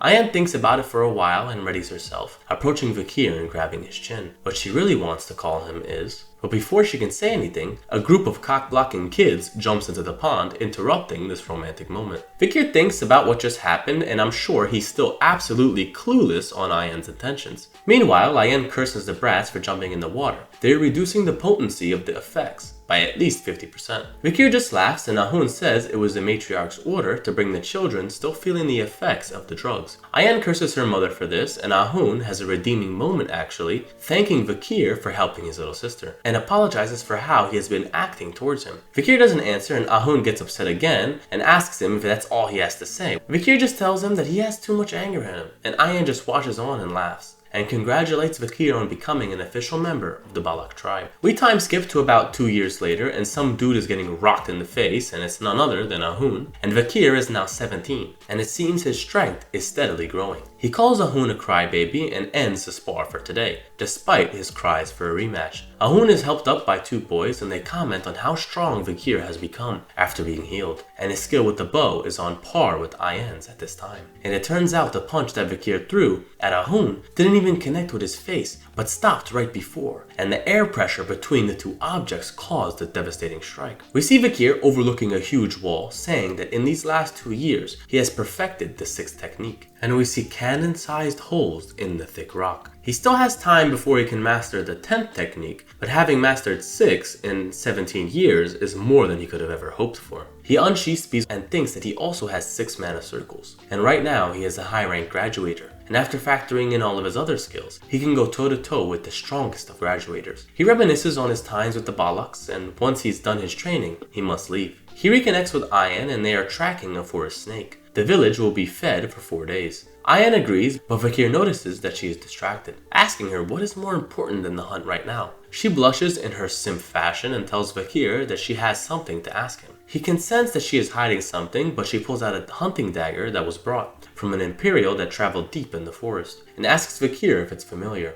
He recognizes it as a famous emblem from a famous clan, Leviathan, a very prominent clan that is part of the 7 that make up the empire, alongside the Baskervilles. Ayan thought it was from a group of mercenaries they hunted, but it was not. And this new group keeps venturing into the forest and pouring this mysterious red liquid into the rivers. The hunting group found one, but the man ingested poison, killing himself before he was questioned. And the dagger is the only thing that was left behind. But Ayan also has another thing to ask, and she asks Vakir if he wants to return home. It seems another group ventured into the forest, a fiery red-haired mage, and their objective is Vakir. Ever since he fought Madame Eightlegs, Camus has had a search party look for any clues regarding his whereabouts. Ayan's mind starts to fill with negative emotion, wondering how Vakir will act after finding this out. Vakir takes a deep breath and sighs. He doesn't even want to go back. Ayan lights up at the news and hugs Bakira. Vakir ponders that he assumed the Empire was aware that he was alive, but it turns out that there still isn't any proof. He can only return once he furthers his power, and cannot be noticed until then. He also thinks the woman she is referring to has to be Camus, and Vakir just wonders if she's still not over the fact that he saved her. And seeing how the Baskervilles allowed her to enter the forest signifies how strong the relationship is between the two. Maybe the two families bonded over Vakir's death. He needs to investigate what is going on, but all of a sudden, a huge fish jumps out of the water onto the land in front of the two. It's gasping for air as liquid pours out of its mouth. Ayan thinks that this has something to do with the rainy season, but Vakir notices an arrow in the fish's back. He opens the fish and sees a corpse of a loco, and Vakir and Ayan debate on how the sorcerer managed to be eaten by this lungfish. Vakir thinks that maybe something happened with the tribe and decides to investigate that first. They approach a small village and see many loco members dead and rotting on the floor. They have signs of sickness, red dots, vomiting, and diarrhea. Ayan spots a fire towards the main village and the two check it out. They enter as nighttime approaches and there's still no sign of life. Ayan opens a tent and bugs rush out of the opening as she spots a corpse. Vakir analyzes the situation, and there was an event in his past life. An epidemic ran through the jungle, the Red Death. It decimated the barbarian population, and the symptoms he is seeing matches up. The infection spreads quickly. Ayan starts to panic, telling Vakir that they need to leave, but he reassures her, letting her know that it's not contagious. The two argue back and forth, but Vakir deduces that due to the amount of corpses, there's a good chance that the tribe relocated somewhere to try and avoid the disease. He tells Ayan to stay put as he goes to check the barracks, but as soon as he leaves, a scream is heard behind him.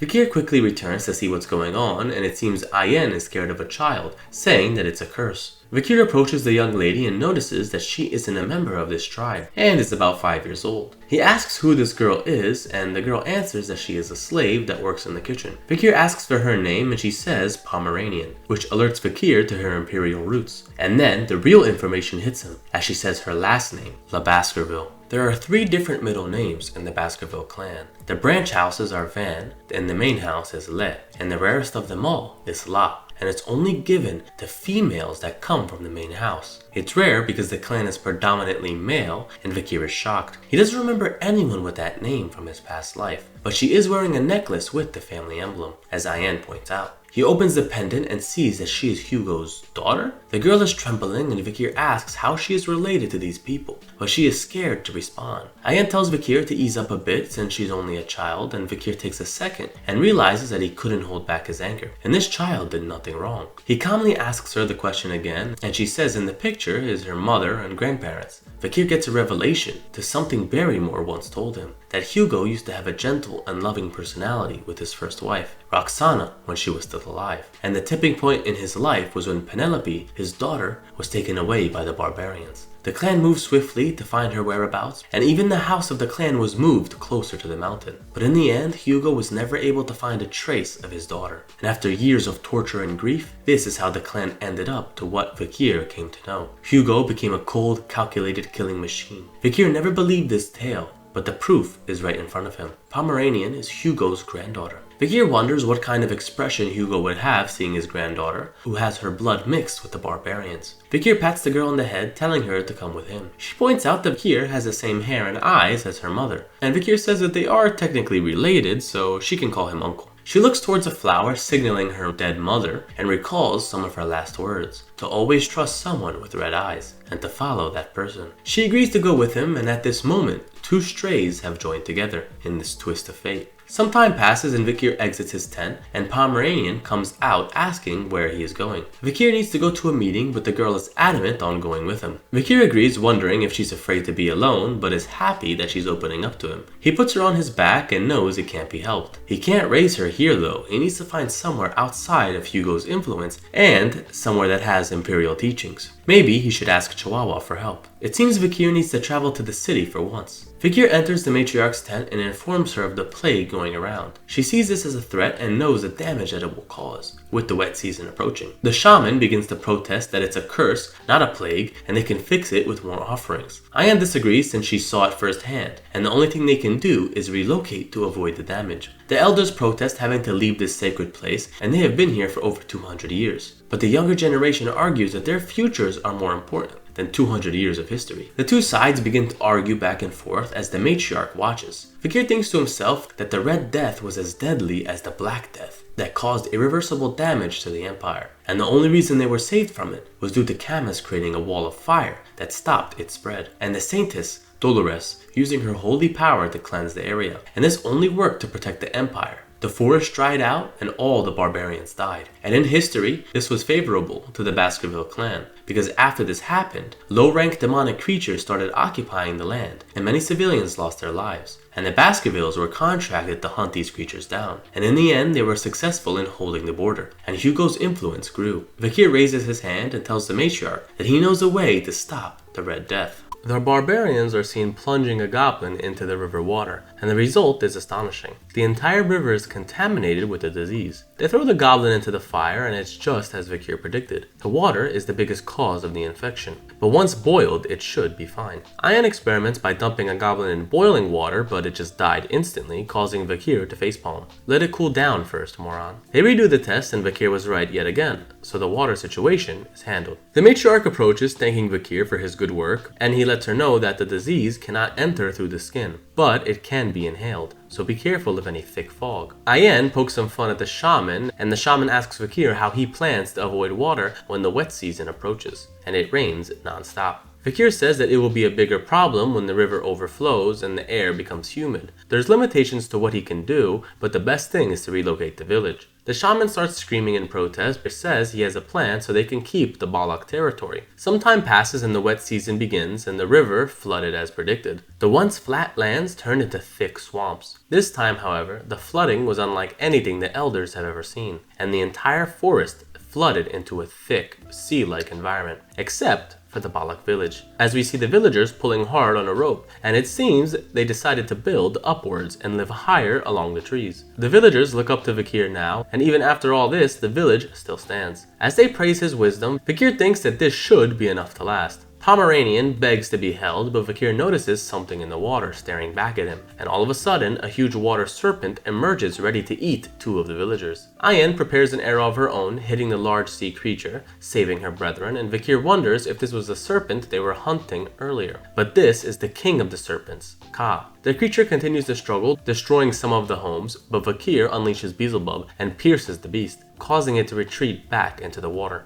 All of the villagers are amazed, and he is called the village hero. Ayan can't hold back her approval, and back in the tent, we see Pomeranian and Ayan enjoying some food, telling Vikir his cooking is amazing. But the only thing on his mind is who invited Ayan into his house, and she can't just not come after smelling something so good. And Vikir is her slave after all. Pomeranian hears the two bickering back and forth and just assumes that the two are a married couple. Ayan smiles and hugs Pomeranian since that is her goal after all, and all of a sudden someone enters the tent, and it's Ahun. He comes in crying, saying he's come here to get Vikir's help. Please, my sister is sick, and it seems she has the Red Death. Vakir gets into Ahun's tent, asking when the disease started, and is told that it was only yesterday. She entered the swamp when they were doing some construction, and Ahul is the type of child who always help in some way. Ahun enters the tent, disappointed in his grandson, but Ahun cries out that the only chance they have is to ask Vakir. The grandpa stands firm and says he will never trust Vakir, no matter what, and the family should have left this to him. He smacks Ahun, telling him to shut up, and tells him he's always been useless, just like his parents. As he said, this is a curse from God. The answer is to carry out the ancestral rite. Ahun begins to cry, thinking there is no way out of this, but Vakir says that there's one thing that he can try. He orders Ahun to sanitize the furniture using boiling water and burn charcoal to chase out the bugs and bats in the tent. They need to create a sterile environment. Can you do that? Ahun gathers himself and goes outside to start this process. Vakir asks Ayen to do some help as well, to bring him out of the deep forest. This shocks Ayen, and she immediately protests that no way her or the matriarch will allow him to risk his life like this. Ahun overhears outside the tent, but Vakir continues that it is true the matriarch would give up on Ahul, but if everyone keeps it a secret, he can sneak out and return without anyone being the wiser. Vakir looks at Ayen and asks if she will let him go, and she has no choice but to accept. Vakir is traveling through the thick waters and Ayen is following. Vakir questions why she is coming with him, but she insists on coming. Ayen never questioned how Vakir knew about the Red Death or the sword that sprouts out of his arm, but she knew from the moment they met that she would give in to him. Memories of the two begin to show, and she was afraid to ask one question, because if she did, Vakir would disappear once he answers. But she asks it anyways. Will you come back? Vakir says that he will, as Ayen watches him leave. Now we see a shot of Chihuahua in his office, lamenting all the paperwork that he has to do. He opens the window thinking how much he misses Vakir. And as he's lamenting his death, Vakir appears, as he always does, right in front of him. Chihuahua begins losing his mind, but Vakir just asks how the Secretary General has been doing. Some time passes and Chihuahua gets up to date with Vakir's life, and now knows he was hiding with the barbarians while treating his injuries. He's not convinced and wonders if Vakir is a ghost, but the young hound just sips his tea, wondering why Chihuahua is so shocked, even after all this time. He's still the same Secretary General, alright. Chihuahua begins crying uncontrollably, but then regains himself, and asks about the child Vakir brought with him. Vakir says that this isn't his child despite appearances, but they are from the same bloodline, and he asks Chihuahua to look after her while he's gone, and to give her a good education. Chihuahua is excited to get another order from Vakir and eagerly agrees. Vakir tells the man that if he has trouble with his duty, seek out Cindy. Chihuahua wonders what she has to do with anything and how he can find her, but Vakir just asks if Chihuahua remembers Judy, the little girl who he gave 10 billion to. Cindy should be connected to her, since no one is supporting that child. And if she doesn't cooperate, just tell her that I am alive. Chihuahua smiles and understands his mission, but asks Vakir if he will be returning to his duty. But that young hound just smiles, saying that he will, once he finishes what he has to do. He has a promise to fulfill. Treating Red Death can be done with a single drop of holy water from a special clan, and that is what he needs to get. He exits through the window because Chads don't use doors, and sets out on his adventure to the holy land of Quo Vadis. The next setting is two guards protecting a gate, and they raise their spears asking to inspect a merchant who has horses carrying some oil barrels. The man shows a permit to the guards, and one of them wants to check what's inside one of the barrels. Despite the merchant's protest, the guard picks a barrel, and this makes the merchant nervously sweat. He thinks that that's the only barrel he didn't want them to see, but when the guard opens it up, he discovers only oil. He tells the merchant that he's good to go and he is welcome to Saint Mecca. The merchant tells Vakir that he can come out now, and we see him pop out of the barrel with a nice disguise, but he's drenched in oil. The merchant asks if he can go now because he did exactly what Vakir asked. Vakir agrees and hands the merchant an ox-bear tooth as payment and walks off. The merchant is astonished that Vakir managed to be submerged in oil for over 2 hours. Vakir takes off his mask and lets loose while taking in a view, and he hasn't been under liquid for that long since the Styx River, and that was only for 7 minutes. But at last, he finally got into the Quo Vadis clan's central city. With a population of 160,000, the church has a heavy influence here, so mortal desires are restricted, and even if a gold was lying on the floor, the citizens would walk right past it. Everyone strictly follows the rules. A bell rings above Vakir, alerting him to the time of day, which for these residents is when they go to pray. Vakir enters the crowd and wonders how they can live such a boring life. Now, nighttime comes and Vakir goes to a local well and drops some purple liquid with a sample of Ahul's blood to infect the well with Red Death. This method is extreme, but Vakir is in an urgent situation, and every second is priceless.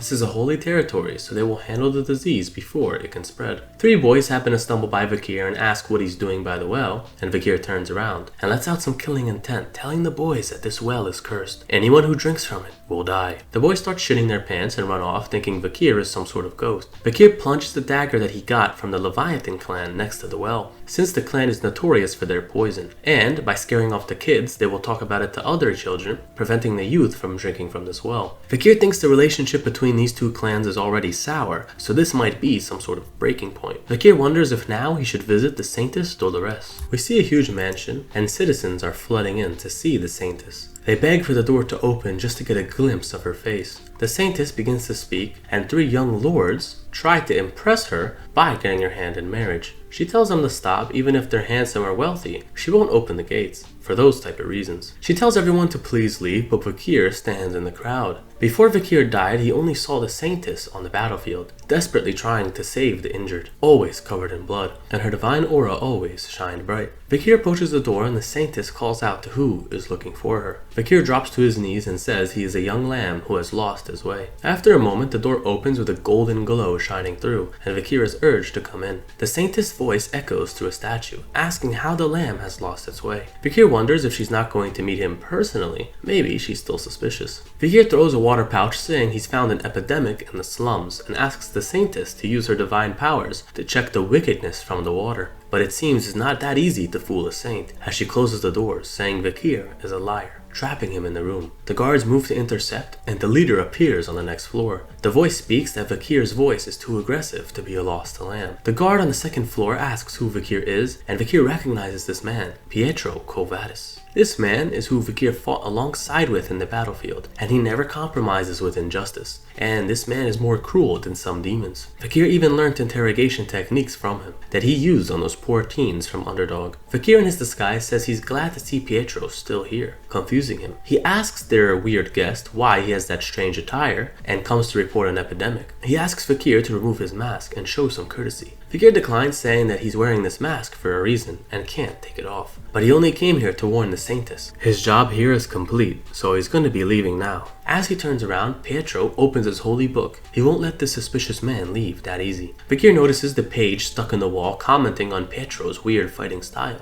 using divine power. The man jumps down to the first floor, accusing Vakir of spreading the epidemic himself. But the young hound protests that if he really did spread it, why would he come here to tell them? Even though Pietro is completely right, the knight doesn't bend to his words. He says he will find out everything in his confession, and uses his powers to send countless pages at Vakir. Vakir manages to dodge them with ease. Vakir can't fight him with full strength, because if he shows his aura, the man might sense that he is a Baskerville. He vaults from the second floor and uses his momentum to go from the ceiling to land a devastating kick onto Pietro. The knight is caught off guard, and the weight behind the attack is immense. The two back off, and Vakir thinks that the skill he just used was a 600-kilogram hammer that he got from absorbing the ox bear. It was his first time using it, and it's not too shabby. Vakir dashes back into Pietro and unleashes a barrage of punches, then gathers flames into his hands and uses the Cerberus' skill. He strikes at the knight, but it only puts his book ablaze. Vakir asks if he wants to continue, but Pietro isn't done just yet. He slams his fists together, and he still won't let Vakir leave. He charges back in at him, but Vakir throws the burning book at his face, taking him off guard, and gives him a heavy punch to the stomach, knocking him through the statue and leaving him unconscious. The soldiers are in awe that their leader was defeated, and rush to defend him. The saint disappears and asks everyone to stop. She asks if Vakir is lost, and he takes off his mask. Kneeling, Vakir says that he is. The saint says that Vakir is more like a puppy than a lamb, a puppy covered with injuries. The soldiers try to protest, but the saintess tells them to fetch some tea. She has to talk with this person. We shift to this meeting, and Vakir and the saintess are sitting across from each other, and Pietro is standing as well.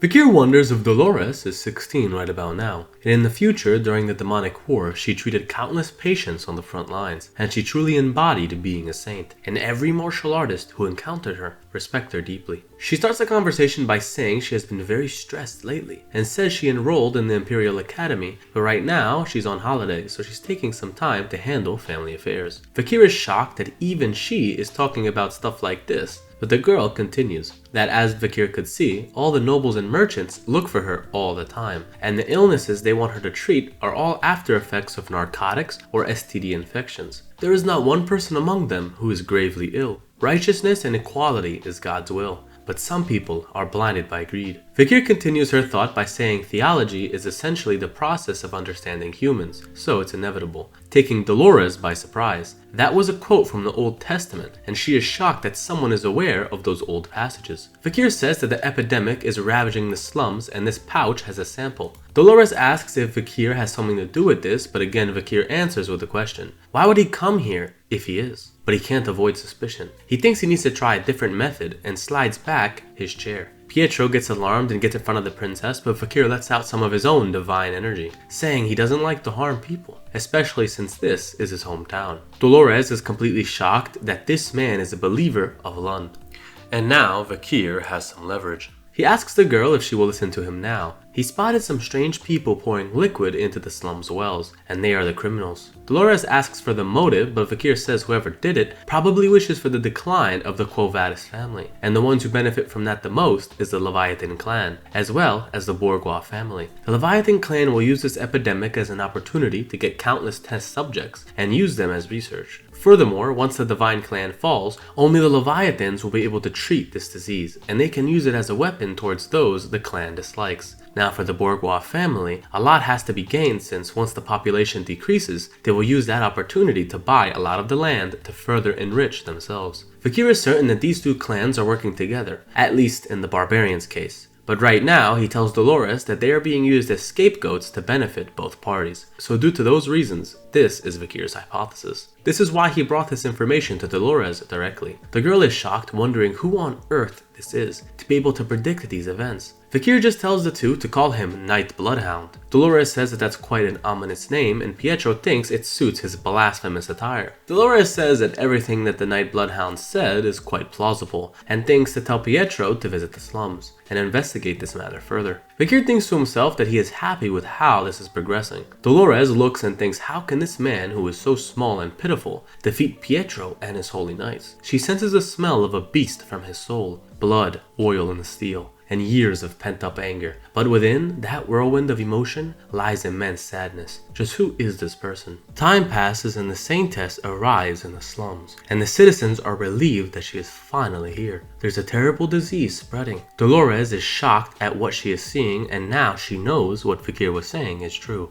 Fakir stays in the back observing the scene, apologizing to his head to those that are sick. But thankfully there aren't any children. But this is only the start of the disease, so everyone should be cured easily. The Saintess begins her prayer and says the god Lun will save these people from their suffering. She sheds a tear and exudes immense divine aura into the church, and all of the people are healed. Everyone had just witnessed a miracle, and now Fakir needs to bring this miracle to the forest. Dolores is in her room trying to figure out the cause of this sickness. Her holy power is only temporary and can't stop new people from becoming infected. She needs to find the contaminated well. She has a sample of the virus and knows that it has a short incubation period, but takes a while until the actual infected person dies. The strength, however, is the causing of immense pain, and it's very easy to spread. In order to fix this, she will need to focus on purifying the deepest well. She needs to create a drop of her power. She sighs, and now's not the time for ideas, and thinks she should go to treat more people. But all of a sudden, she is hit with an intense headache. She wonders if this is the price she has to pay for using too much divine power. Still, she is unfazed and has many more people to save. She exits the room with Pietro, and we see the same three dipshit bachelors from before, begging to come along to help her. How can they leave the Saintess alone in a dirty place? They brought 3 wagons filled with donations and emergency relief. But Dolores can see the hypocrisy, and she can tell exactly what these people truly feel about the citizens in the slums. She gives no answers, but the 3 still decide to follow her along. She turns around and fakes a smile, saying she will leave it to them. But as soon as the 3 enter the tent, they are disgusted by the smell and fear ruining their own expensive shoes. They immediately regret their decision, and they are concerned they might be infected next. Dolores knew this would happen and wants them to leave, since they're only faking empathy for the sick, and they don't have the qualities to want to sacrifice their own vanity for others, and truly volunteer their kindness. Those are the things that are closest to God's grace. Dolores steps through the tent and goes to the most horrific one, the critical patient's tent. Everyone inside is in deep pain. She enters and sees Vakir working on one of the patients, and the doctors are astonished. He's using divine power not on the skin, but by opening a wound and letting it sink into the infected area. This technique requires an insane amount of focus and mastery of divine energy. Dolores is shocked that the Night Hound is capable of such things, and is impressed with his skills in medicine. And we get some explanation on this power. To sum it up, divine energy is sending a prayer to God, and once he accepts it, he gives back divine power to the individual. The amount of power given depends on how devoted one is to God. The amount is proportional to what miracle is needed to be performed. 1 divine power is 1 miracle, and 10 equals 10. But Vakir knows the method to create 10 miracles with only using 1 divine power, and 100 with only using 10. During the time of the demonic war, there were countless patients lying in front of the clerics who were outnumbered by the monsters. They knew the amount of divine energy they had wasn't enough to stop the invasion. This decision made by God was for the desperation and wavering faith of the clerics. Their powers surged, and now the clerics could use all the power that they could muster, but it came with interest.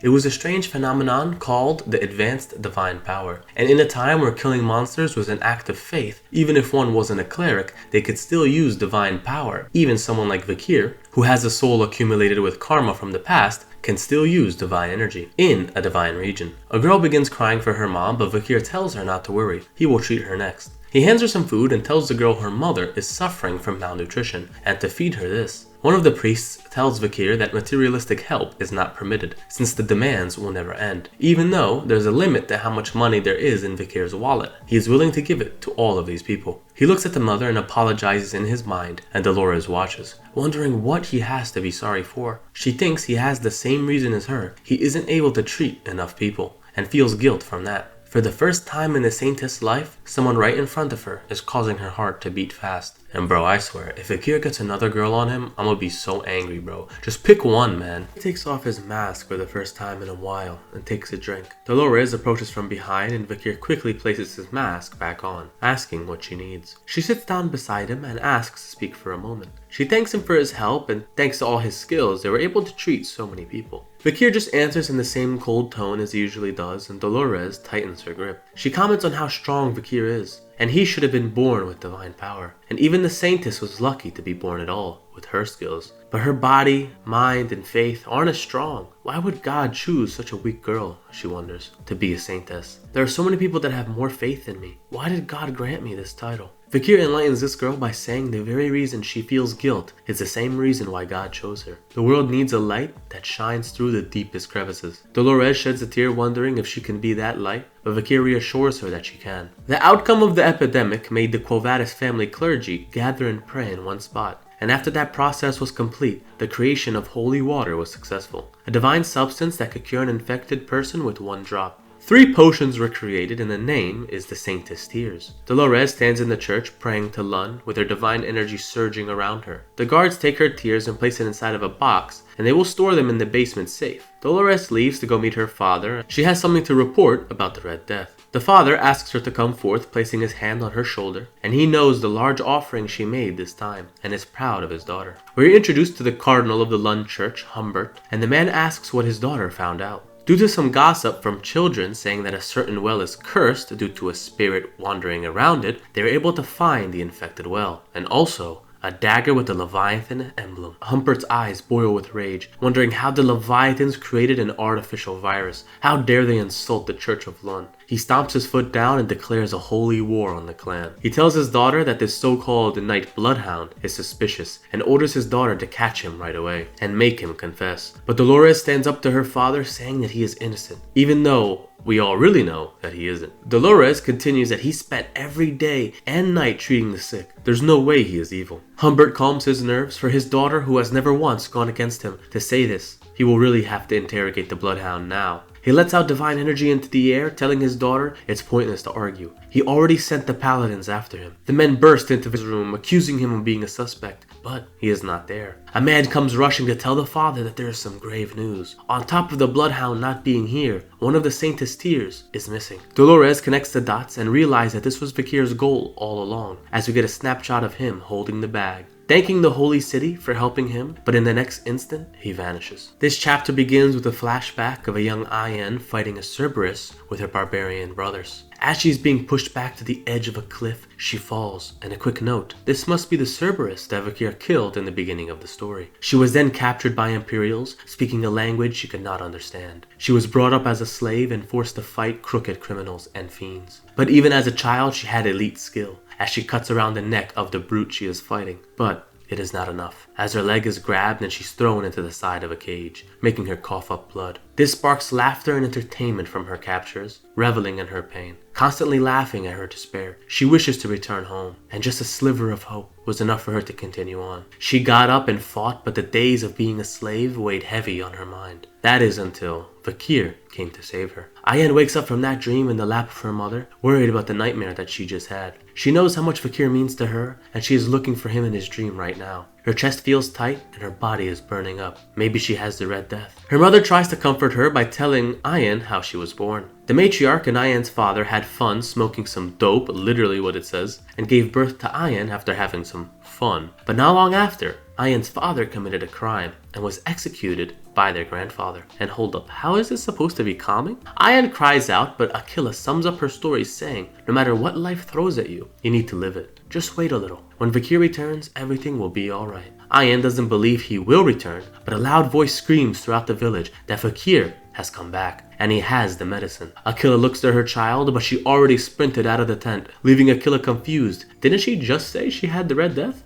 Ayan races towards Vakir, thinking of how it wasn't until he showed her how to face her fears was she able to conquer them. And thanks to him, she was able to stand back up. And she rushes to the front, desperately looking for him, and she spots him. And Vakir says someone told him that she got the Red Death. But without another word, Ayan rushes to hug Vakir, launching him into the ground. Vakir just playfully says that if he didn't use some mana just now, she would have broke his back. And what's this about the Red Death? Are you sure you're okay? It seems like you're faking it. Ayan just smiles and laughs and welcomes Vakir back home. Most of the villagers are surrounding Vakir as he's treating to Ahul. He opens up his bag and a divine aura is emanating through the pouch. He takes out the Saintess tears and the smallest drop is enough to cure the little barbarian. Ahun is lost for words, crying uncontrollably that his sister is finally cured. The villagers can't hold back their excitement, amazed at what Vakir managed to do. He looks towards Ayan asking how many more people they have that are sick, and is told there's around 30. He also asks what about the other tribes, and guesstimates that there's around 10,000. He orders Ayan to gather all the tribes around the riverbed. He says he has a lot of the medicine, so not to worry. The villagers are even further impressed that Vakir can cure everybody. And on top of that news, Vakir tells everybody that on his way here, he killed the swamp monster Ka and brought it back here as food. The villagers don't even know how to react, but they're even more impressed, shocked and screaming even louder at their hero. But he just calmly tells them there's no time. Grab the other tribes and meet him by the river. We shift to this meeting and we see all the different various tribes and clans of the barbarians meeting around him. He takes out the Saintess tears and he drops the remaining portion into the river, cleansing it as far as the eye can see. He looks back and tells the leaders of the clan to quickly tell their people to drink this water.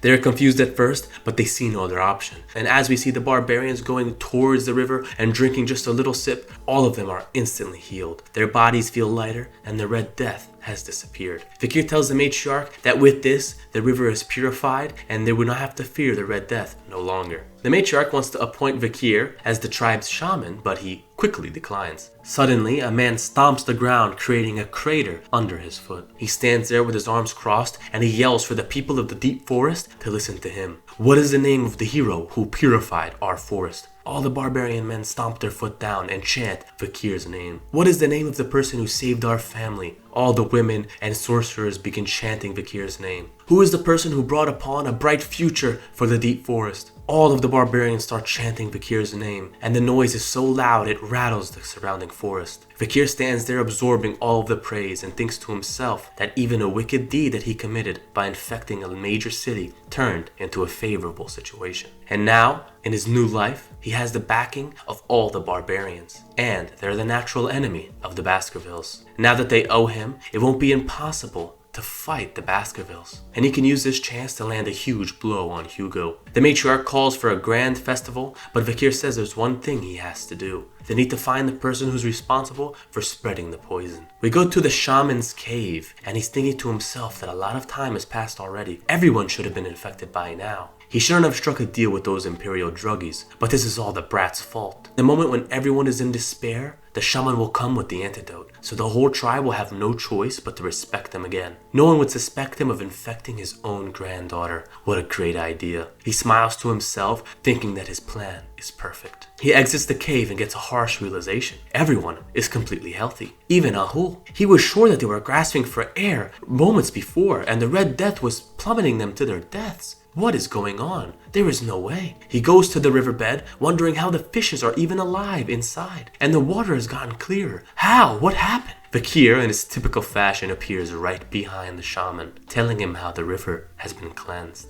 Ahuman turns around, calling Vakir an imperial bastard, thinking how did he appear behind him. But all of a sudden, all the barbarians gather, and they look at him with disdain. The person who spread the Red Death in the forest, as expected, it was you, Ahuman. In Vakir's past life, there was a time where he heard stories of an old man living in the forest, and his misdeeds were trending. It was a horrible story of a man who spread an infection within his own tribe to want to become a hero. But in turn, he couldn't even cure it and killed most of his tribe's people. And that was Ahuman. The old man grabs his chin, thinking there's no way he knows, and just questions why everyone came to greet the old shaman. The matriarch approaches with her arms crossed, asking if he finished the ceremony. He stumbles, saying he did and the infection will clear soon. The matriarch said that she heard something about the empire declaring a war due to the Red Death, and this was because the infection was artificially created and spread. Isn't that strange? Between the Imperial clan and Deep Forest, I don't really see a connection. Ahuman starts sweating, not knowing how to answer, saying that he only came here to do the ritual right, for the sake of the tribe's recovery. But he's immediately caught off guard when they ask him why he came here instead of the village. The matriarch turns to Vakir, saying what he said was true. Ahuman really did come to the catchment area first. Let's see if the next thing he said will also come true. The matriarch stares down the shaman as he's quickly confused on what's about to happen, and we get a flashback on what Vakir said. He told the matriarch that a human wants to use this incident to become the tribe's hero, so he will definitely have it, the cure to the Red Death. The matriarch unleashes her killing aura and asks to see what's in his pouch. The man sweats beyond belief. This is up to date for the manhwa, so we're gonna have to come back once some more chapters